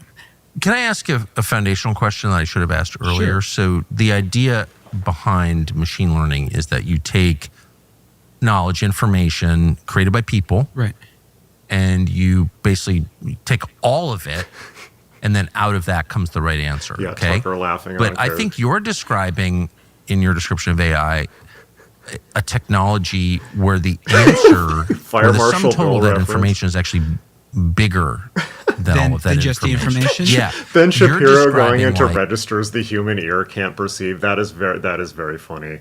And Tucker with Cottonmouth from a bag would look like Fire Marshal Bill. I'm glad somebody other than me knows who remembers Fire Marshal Bill. a husk into which like an independent spirit moves. Right. Well, that's the thing. And to go back to Silicon Valley's obsession with the Antichrist, people talking about that, just in general. I mean, people understandably think the world's ending across the political divide. People talk about the Antichrist, but there is in the Bible a kind of dark Trinity: Father, Son, Holy Spirit, where there is, you have God the Father, you've got the Son Jesus, you've got the Holy Spirit, and in Revelation you theoretically have Father, you have your father, the devil. You have a Satan, you have a son, Antichrist, and then you've got this third thing, which could either be like the false prophet, or it could be this general spirit. With AI and the idea of making AGI and making a global brain, which they talk about like last week, that's where we're creating a global brain. You could be creating the equivalent of a dark Holy Spirit. It's something that the internet becomes, as many people have written, I think it was Jack Good, the last machine. Yeah, I think actually Lex Fridman, he does need a little bit of an energy boost and an empathy dampening at the same time. So I think cocaine's just the drug for him. And they were talking about this in the 19th century. It is That's the machine really to end all machines. It is taking all information. If you're wearing something that has your health data, Tucker, it's taking your health, it knows your financials, it knows everything at all Ben times. Shapiro It is all knowing in the same. It mimics or mocks the concept of the whole. I have to read these. You guys are hilarious. This is extreme, like legit. I think you are hilarious. Tweaked up Ben Shapiro sounding like the legal info at the end of a pharma commercial. And then Shapiro would be bringing all the critters from the surrounding 5 miles. Kudos. I don't necessarily love you, Lex. I gotta hand it to you guys. It's extremely funny. With spirit. And when they talk about that, like there's this idea of the singularity. The idea when all things will be one. And, there's a lot of definitions for this, but either that the machine becomes smarter than humans, but a lot of them talk about this moment where all of humanity is connected at the same time. What you're essentially talking about is a potentially dark or satanic version of the day of the Pentecost, where 50 days after Christ's death, I believe, or maybe it's his resurrection, the Holy Spirit comes down in the book of Acts, and all believers can understand each other. You had a sense of divine unity, unlike the Tower of Babel in Genesis, I believe, 11. You had a symbol of evil unity, and God put an end to. All of men could understand the same language. They were all nations, and they were trying to be like God by building this tower. Stanley Kubrick in this book, in this Kafka retelling of the Tower of Babel, Stanley Kubrick wrote in the margins. He goes, "The Tower of Babel was the beginning of the space age." And part of it's probably a commercial because it's essentially getting after what we're doing today with the singularity and a lot of this stuff. We're trying to build a modern Babel where all of mankind, same language. I mean, there was this writer, Nicholas Eberstadt, I believe is his name, and he wrote these 2 books, one about the end of work, men not working, and the other one's about shut up. Nicholas Eberstam, I believe was his name. I believe was his name. Like, you didn't just have Eberstam. Like, that's not, you just like said Eberstam just out the gate like that. Give me a break. Of babies, no one having babies anymore. And I met him at this thing, and I joked to him. I said, your last 2 books, they're about the reversal of the curses from Eden. The man would have to work by the sweat of his brow, and the women would have to have children. And he busted out laughing. He goes, I never thought. He goes, I never noticed that's what's going on. Imagine this guy being your Christian youth camp counselor. So if you look at the modern world and what we're building, essentially what's happening in rapid succession, Tucker, within living memory, some of the curses that are in the Bible that go back to the earliest pages of humanity are being eroded or reversed, leading up to something. People no longer have to work, or they don't work. They choose not to work. But increasingly with AI, man will not have to work again. Having children. Through the pain of labor, women will have to have children. Not just modern medicine, but people just not having kids. That is also being eroded. The curse in the Tower of Babel, that all people would speak different languages. Thanks to AI, I was with some friends, they're Spanish speaking, they don't speak English. I was putting on some glasses and showing them that I can understand you, and you can try the glasses on, you can understand me. The language barrier. Again, the earliest curses and barriers from the Tower of Babel are all now being reversed. The concept of the singularity, when all will be one, and man, will finally fulfill what he tried to do in Babel. And they talk about this. That's what they are attempting to do. And I forgot to bring this up earlier, but this is the time to show it. This is, people probably can't see it if they're just listening to the audio. This is from Fritz Lang's Metropolis, filmed from almost 100 years ago to I have to comment on this, but it's involved if you had something to say. I have opinions.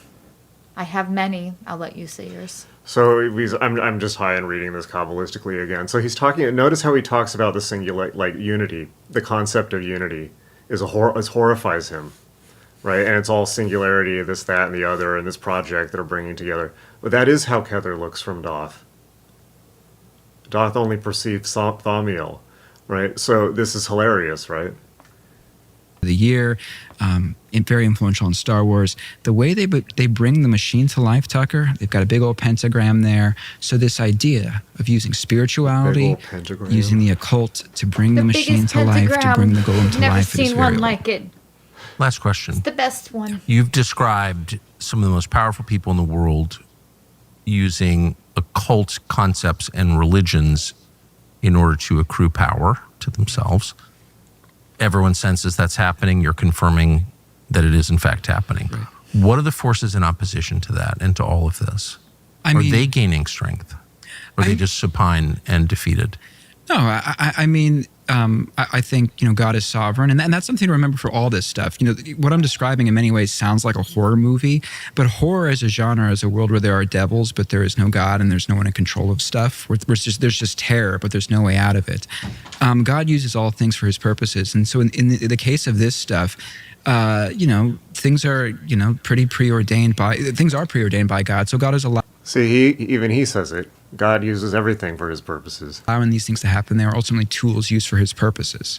So, Like even the douchebag. Antichrist and even brutally evil things, God is, he is not only allowing these things to happen, but they're also tests of faith. Faith is the disappearance of God from your life when you go through times of struggle where it feels like he's not there. And that's all the more powerful to see how much faith you have, to see God when he's no longer seeable. Yes. So that's what's happening, or you could say is happening on a global In scale. the specific case of the mark of the beast described in Revelation, as I recall, you probably read it more recently than I, but it's a mark without which you cannot conduct commerce. So basically everyone's compelled to receive the mark, but those who receive the mark make a big mistake in receiving it. Right. Yeah. Yes. And they are punished for it. So in a big way. Right. So if we get to a place in the next couple of years, sounds like we are, where you can't participate digitally in commerce or in communications without the mark of the beast, without the permanent mark on the blockchain, like what's your option? Your option is just not to conduct business and do those things. God will find a way for those people, even if it's, the end of their lives. My brother in Christ, have you ever actually tried to buy anything with cryptocurrency? It's a pain in the ass. Like believe me, you're not going to need to do crypto in order to buy or sell. It's beyond the capacity of almost everyone, and certainly the patience of everyone. That's just the way that's going to shake down. So that's a hard no. Yeah, well... For you, is it a hard no? If you found out tomorrow, no more Amazon for you, unless you register on the blockchain, what's your response? I'll just go back to living like what people did back in the old days of 1996. You just chill and read a book, I guess. No, what'll probably happen too is you will have people in tech, and I know they exist, who are alarmed by this, who will intentionally devise ways around this for people. Similar to people creating catacombs for the persecuted Christians in the early days of the Roman Empire, you will have people who will find ways around this to hack it. Do you know non-occultists? Do you know Christians in tech? I thought you were There are many things I could say, and I'm sure that I will get pushback on this sentence, but it has been suggested that the Christians that were persecuted in the first 100 years of the church are not in any way, shape, or form the Christians that exist now. Like, the Christians that were persecuted in the first 100 years of Christianity, from my understanding and from what I read, were the Gnostic sects and also the Messianic Jewish community. So it wasn't even actually like the church that we know today. I want to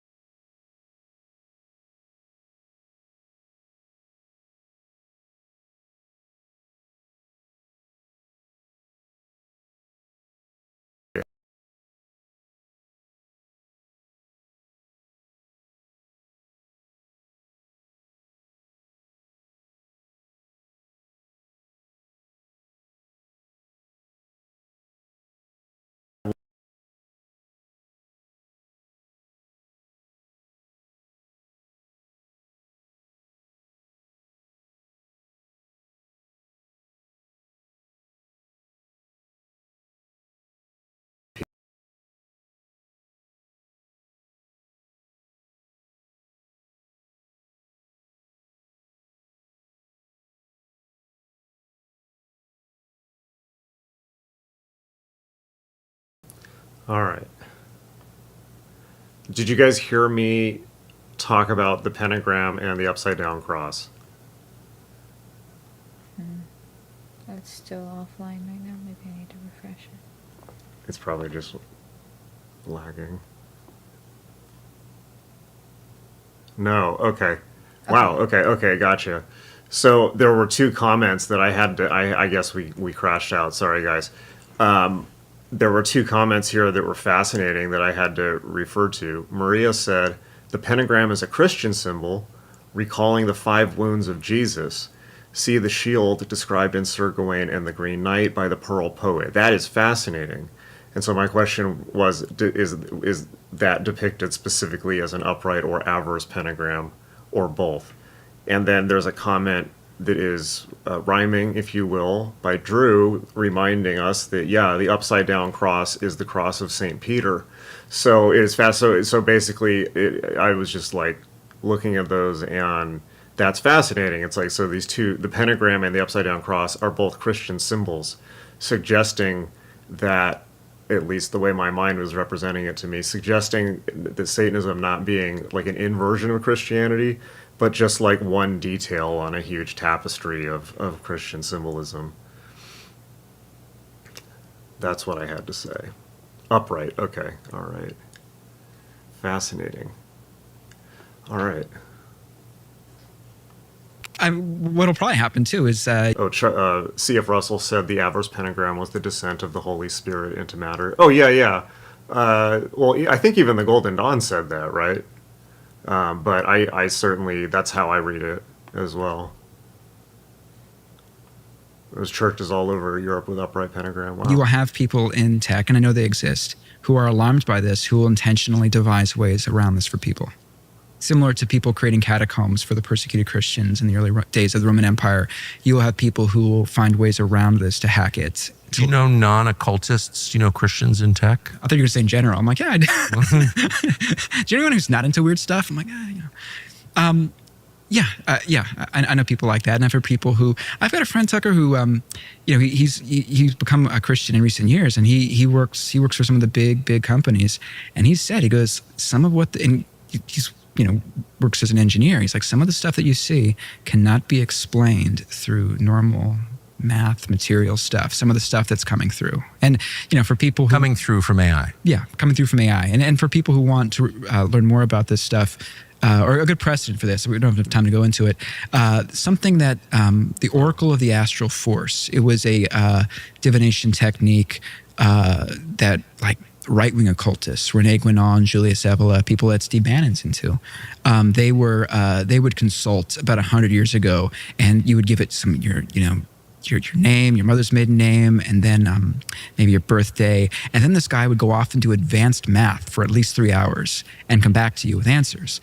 And were those answers always great? No. But were they enough that people would like it and use it? Yes. Guénon and Evola did it.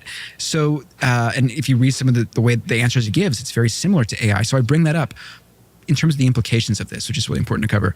We are building modern oracles in a sense, and that people are going to be going crazy from this. The Wall Street Journal, I showed this earlier, the thing of people going crazy with the I can't believe that. People are talking to going crazy. ChatGPT. Yeah, people are going crazy. Although I would never equate, and this is not me being elitist, it's just my opinion, but I would never equate an oracle to a large language model. How dare you? How dare you, indeed. Wizard Jim had another great comment. Basically, this has been a mishmash of American Protestant oogie-boogie, reflexive distrust of anything not immediately recognizable as mainstream Christianity. Yeah, that's somebody else referenced the classic Monster energy drink thing of, bottoms up and the devil laughs, that hilarious commercial. It's very of that level. Ironically enough, some of the stuff they mentioned, they mentioned star seeds, which is something from a Timothy Leary channeled book he wrote in prison in 1972. It's very out there. Leary, and they're mentioning, seeds. the answer. This is from Wall Street Journal again. Actually, yeah, that will come probably up is from, where star seeds the come pit. from. That's hilarious because Timothy Leary wrote the Starseed Transmissions in jail in the 70s. That is hilarious. Yeah, well, there you go. Says everything. now, As if doesn't it? creating hippies wasn't enough.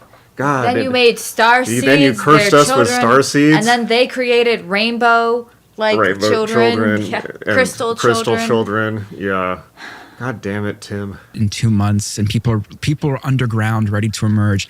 I bring that up, Tucker. These are like old occult ideas from the 19th century. That look up. People can look up synarchy. My friend Rick Spence does a whole episode of that on his podcast, Strange as It Seems. Synarchy, total government, and these occult ideas, as my friend Rick Spence said when I talked to him about Nick Land, he said none of this stuff is really that new. He goes, these are occult concepts given a techno jargon name. The children of the damned. Conrad Flynn, thank you. Can I plug my Substack really quick? No. I hope you will. Okay, yeah. So I'm going to be doing launching my Substack soon. If you like reading about No one cares about your Substack. secret histories, it's not all weird stuff. Some of it's wholesome. Most of it will be wholesome. It's all wholesome. Secret histories about Hollywood. Notice how everything some changed politics, in that one some sentence. tech stuff. What? I think He we're said going it'll with be the some Flynn weird effect stuff. because No, the it'll be other, some wholesome. the other No, actually, it's Substack all names that were puns wholesome. on my name all sounded He's like a the Little Brother liar. Magic Show stuff. We can't trust him. Conjurer. He is not a reliable or, narrator. Context. Google is an Configures. old And I'm like, occult term. this is Magic Show stuff. So yeah, Flynn Effect, and I'll have that. And I think we'll probably also get the Rock and the Occult podcast. We're still trying to do that, but we should have some episodes soon. If nothing else, a podcast soon with, again, Tom Erlewine, Greg Johnson, Sue Boring. Kalinsky, Gary Lockman, all the legends, Ned Raggett. Boring. Thank you. Thank you. Okay, Cringe. well, that was the end of that. Cringe. I have to act like Nick Fuentes. Cringe. So it turns out that YouTube is suppressing. No, go away, Tucker. Now that Look we're at his face. now that we're subjected to Nick Fuentes on a regular basis, that was we just had a time. I think that this demonstrated perfectly that if there is a narrative that your mind is just like dedicated to, it will all fit and warp into that narrative. What if your brain is just spaghetti, mom's spaghetti, and it all fits in there like so much rancid sauce and bad meatball. That would be amazing if my brains were spaghetti, because then me being as smart as I am would be a true it would be a true miracle in this world. Wow.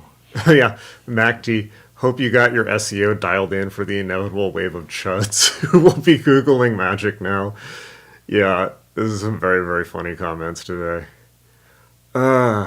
So this is what we're up against, right? It's like, well, I don't know if I want to define myself in opposition to this because that's a little silly, but in terms of what magic is in the minds of the public, should we care about that or not? Well, that's the first question, but I'm just going to say this, like, we probably should care about it because they may very well just decide to kill all of us based off a podcast like this.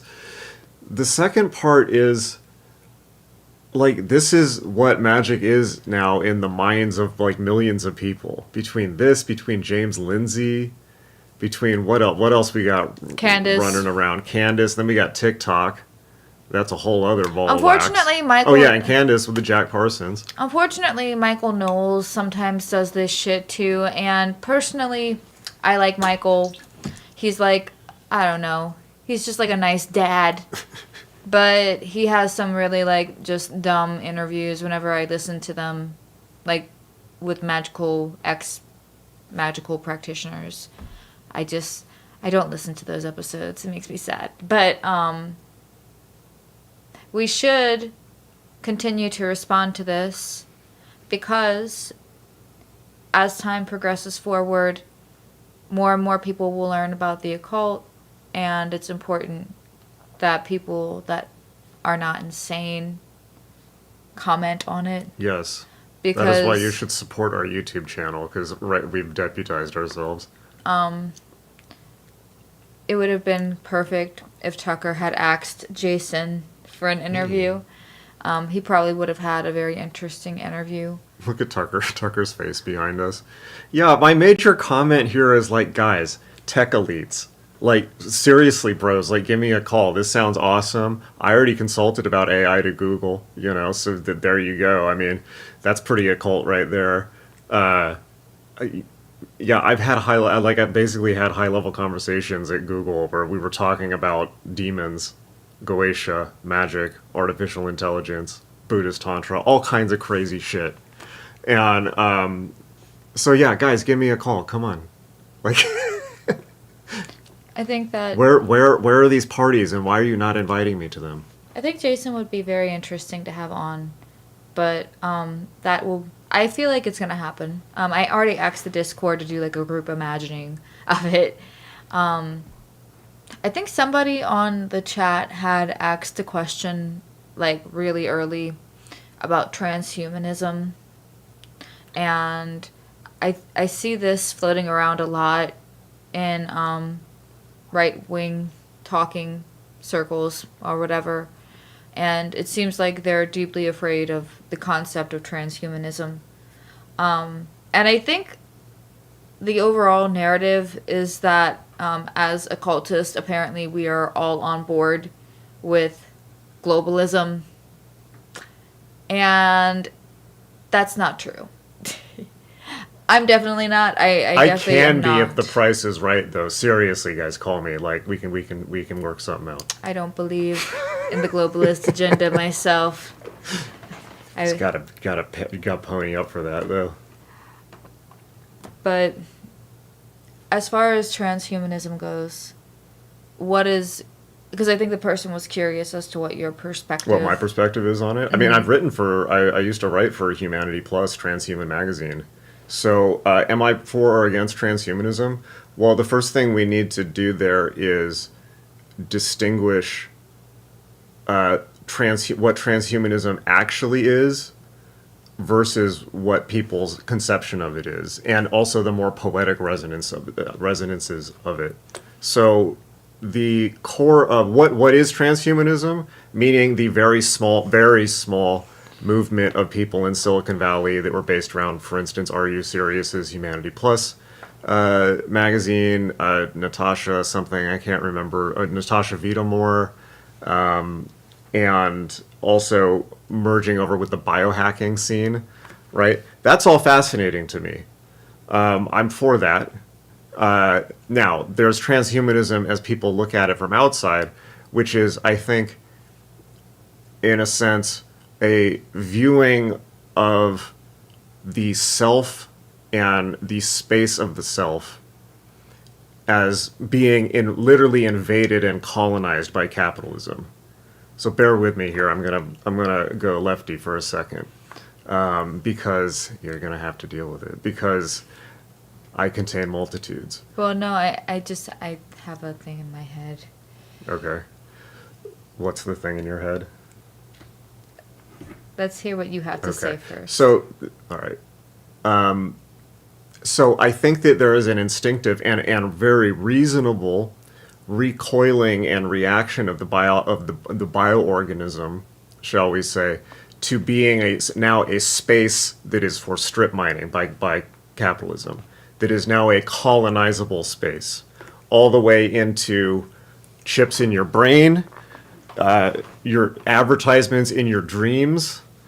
Predict at the very least predictive algorithms that always know what you're doing in the next step, or shall we say a certain medical intervention that was foisted on the public a few years ago, and leave it at that for YouTube. That's a very legitimate existential recoiling from being colonized by the machine that is capitalism, and I think that. That is a completely rational and reasonable fear, and I think that people should be particularly concerned when it's literal. And by literal, I mean, for instance, mandated genetic modification, right? Where essentially you can't, well, now it's not an option. Now it's not a lifestyle option. Now it's something that you can't get away from. And I think that goes hand in hand with the sense of the colonization of the human imagination and soul in the period, particularly starting after World War I, where you got more and more the corporatization of story, of things that were previously shared by the family, of mythology, of national mythology, and there's a certain sense of the loss of soul that goes along with that. to lose one's own inherent identity, one's connection to the past, folklore, mythology. There's a real loss, a very tangible loss that goes along with that, and I think that that inevitable nostalgia for the past, which may not have been better in any type of physical way, but perhaps contained much better sense of human connection with other humans, connection with nature, connection with religion, all of these things. There's an inevitable nostalgia to recoil away from what is seen as the transhuman and to become reactionary, even to become traditionalist. And so I don't think it's any mistake at all that traditionalism has suddenly, become a huge thing in the last 10 years. So, for better or worse. So, that's how I feel about transhumanism. Once we disentangle the two things, because I think they're two very different things. Well, I'm thinking about like how the rest of America probably thinks about it, and obviously I'm not the voice for the rest of America, but I'm talking about somebody who probably hasn't read the literature. I haven't read the literature. And the first thing that I'm thinking of when I'm thinking of transhumanism is the Black Mirror episode where they upload like their consciousness to like a cloud type thing. Okay, so that's singularity. So that's straight up Kurzweil singularity. Yeah, there are lots of people in Silicon Valley who want to do that. I think that is my comment on that is like, if you do that, they're gonna just use your consciousness to mine Bitcoin. Like, you're gonna be mining Bitcoin for eternity. Don't do it. I think also, as somebody who hasn't had any contact with that information, another thing that comes to mind when I think of transhumanism is like, I think of like people modifying their bodies to become like lizards and like animals and like just aliens. I've seen that a lot too, and I think that that's disturbing for people who just, I mean, I feel like personally, if you're going to modify your body, I really don't care. Just don't hurt anyone. And most importantly, don't like completely destroy yourself. But I can understand why that might scare some people, because I think what some people might be afraid of is like their kids. Sure. Seeing a lizard person and then wanting to be, because the kids lizard dude chopped his nose off. I'm just saying, like, he doesn't have a nose, like he purposefully got rid of it. So I think part of the fear is just people genuinely being afraid of like their kids or something getting into it. But also, yeah, I mean, I agree too as far as capitalism is concerned. The desire to keep us in an ever-present now and to not look back at history for any reason whatsoever, and to be like just super focused on me and my evolution and my growth and whatever serves me, whatever. I feel like that can be like a money trap for sure. Yeah. Yeah, interesting comments. Transhumanism can be thought of as the goal of the magician. Yeah, there's a lot of overlap. Spiritual evolution applied to the body and mind. And I think that, like there's obviously a lot of overlap. And in my early career, actually, I had a moment where I had to decide. It's like, okay, am I going to pursue magic and the occult, or am I going to pursue transhumanism? And that was a specific decision that I made, because it's hard to mix the two together, right? It probably would have been much more lucrative if I'd gone with transhumanism, and I probably would be, like the guru character in Silicon Valley by now. But, which again, guys, give me a call. But, yeah.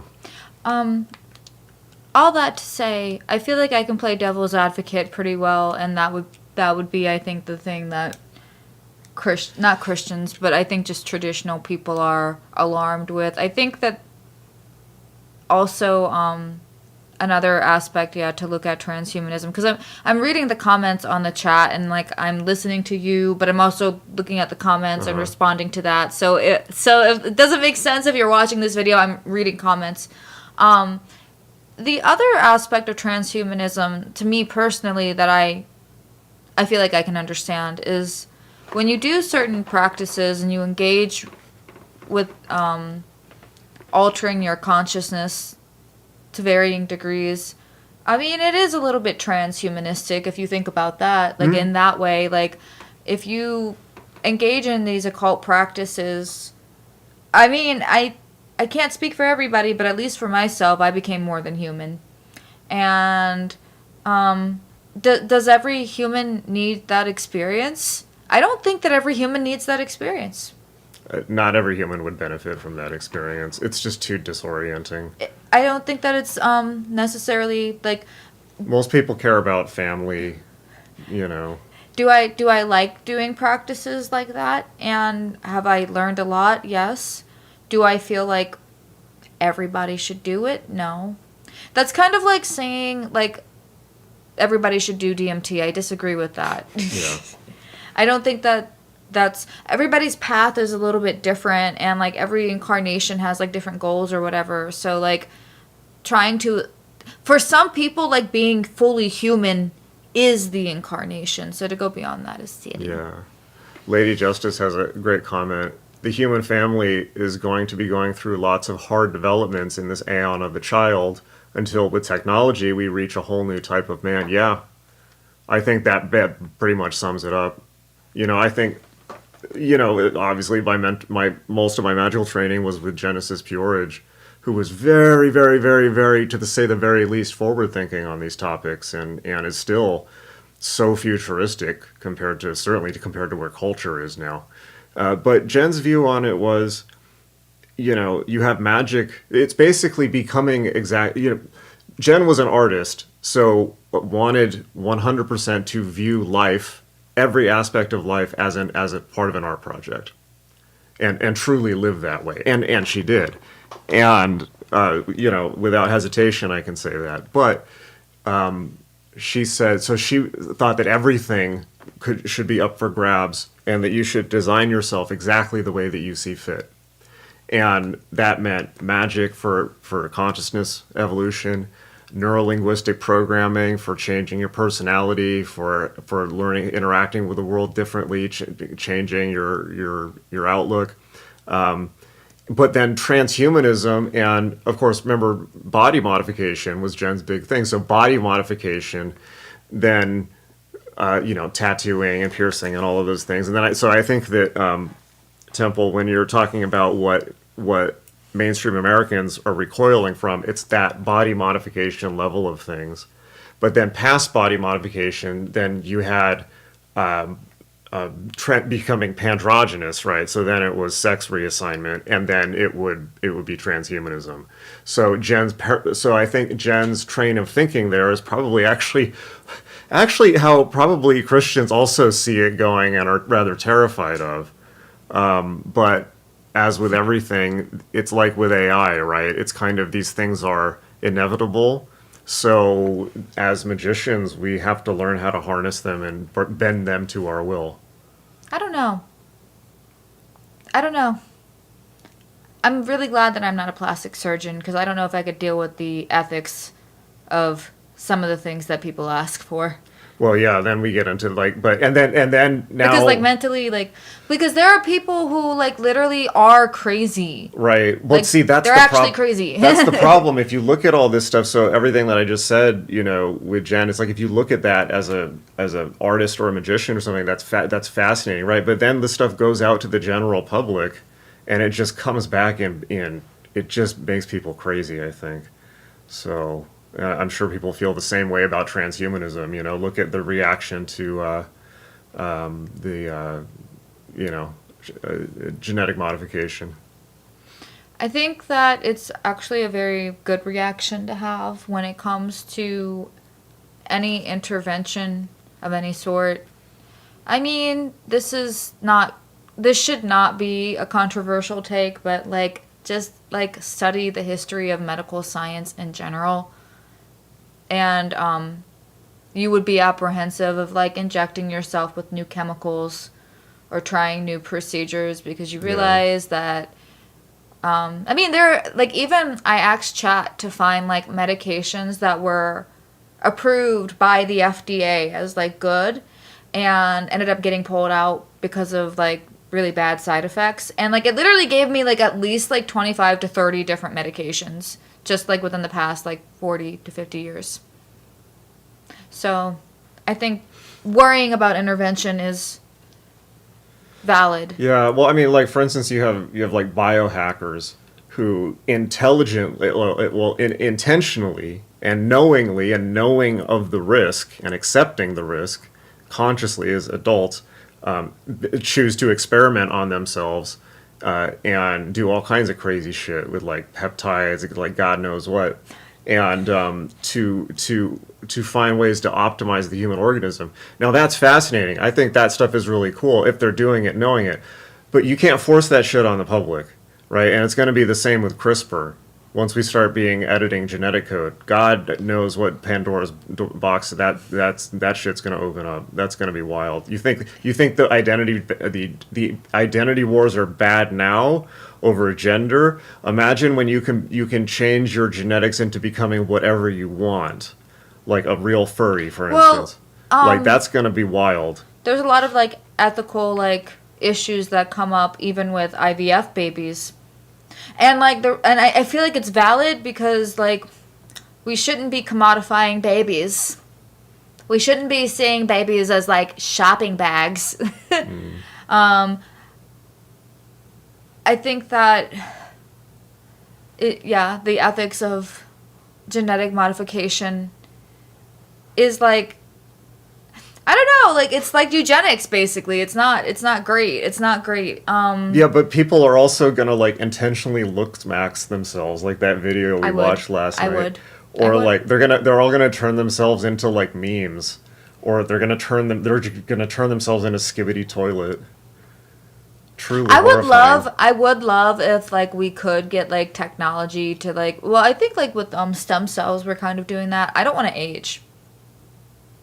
That's yeah, I mean, personally. why? You know, like, yeah, like, I'm all for, like, I'm telling you, I'm going to be the first in line for Neuralink, too. I'm like, sign me up with that shit. I think I would be okay with it, like, once, like, a few generations have passed. I'm an early adopter. Because I'm afraid of getting Alzheimer's, so, like, if I could get, like, a thing to reboot my brain so I don't forget anything, that would be amazing. I think, like, the ethical issue that I mostly have is, like, when we're considering, like, babies and stuff like that. Unborn humans. Well, in a way, if you start genetically modifying the public, particularly with something like CRISPR, and you're changing the human genetic code, then aren't you also violating the consent of all the future generations? Like, literally, you're violating the consent of all of the humans that are to come, ever. I think, like... They cannot consent to that. No, they can't. Also, like, I was thinking about this, too. Like... The way that humans evolve, the way that, like, biology evolves, it takes, like, hundreds, thousands of years for us to, like, get an evolution thing going. With technology, it's, like, evolution after evolution after evolution. Like, it's, like, new download. And I can't imagine that being healthy for us because it's not natural to us. And I think that sometimes, like the concept of progress is super interesting to me because I don't know if I believe in it. Like, I believe that, like, we just trade in, like, certain things and we swap it out for other things. Julius Evola was so insanely right-wing and so ridiculously right-wing that he even said that science was a degeneration of knowledge from the golden age of prior wisdom. Yeah, so Harad Wolf says here, I'm an amputee, I want a robot leg connected to my brain. Yeah! Like, that's the type of stuff we're going to be able to do. That stuff's going to be awesome. That's cool. Yeah, when my dad started losing his vision, I prayed every day that someone would invent a bionic eye. Yeah. Yeah, one thing that I like about the technology, it's like I said, it's like you give and you take. Like, there are pros and cons to it. Like, my dad, like, he currently has, like, medical stuff going on, and now he gets, like, a cool little monitor that, like, will, like, inform us as to what's going on in his body that we wouldn't have otherwise had. So that's super fucking cool. That's very, very helpful. You know where most of those medical devices are made? Israel. Oh, I thought. Yeah. Also, all these people who are anti-Israel are are going to depend on Israeli medical technology at some point. This is an interesting comment. I'm a dad. Most parents I meet see their children as an extension of their own aesthetic. I thought you were going to say extension of themselves, but then it got even worse, their own aesthetic. I think that those are really unhealthy parents. Yeah, like this, somebody said, make my baby glow in the dark. Like, people would do that. Well, 100% people would do that. I think that, like, narcissistic attributes are, like, trendy now. Willie Todd says, my Venice would be huge. It's like, yeah, you're just going to have people competing on how big they can genetic, and people are going to do ridiculous shit. I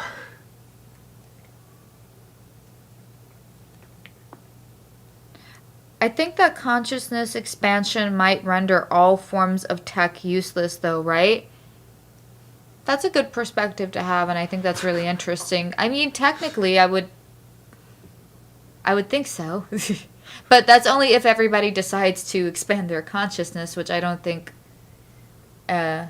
that's what a lot of humans are doing. How about glow in the dark, but only underneath the black light? Or glow in the dark hair? That's hilarious. Yeah, this Wizard Jim says, Evola managed to get out of a charge of, this is a funny story. Evola managed to get out of a charge of fascism by stating that he was, in fact, a super fascist, and therefore didn't meet the definition. This is very close to Chad yesing your way out of jail time. But he was also the Chad way didn't work out for him too well, because the reason he was in a wheelchair is he went out walking, strolling down the boulevard in the middle of a Allied bombing raid, because a superior man of tradition could not be hit by a bomb, and he was showing his fearlessness in the face of adversity, and lo and behold, he got hit by a bomb and put in a wheelchair. So there's your revolt against the modern world. Well,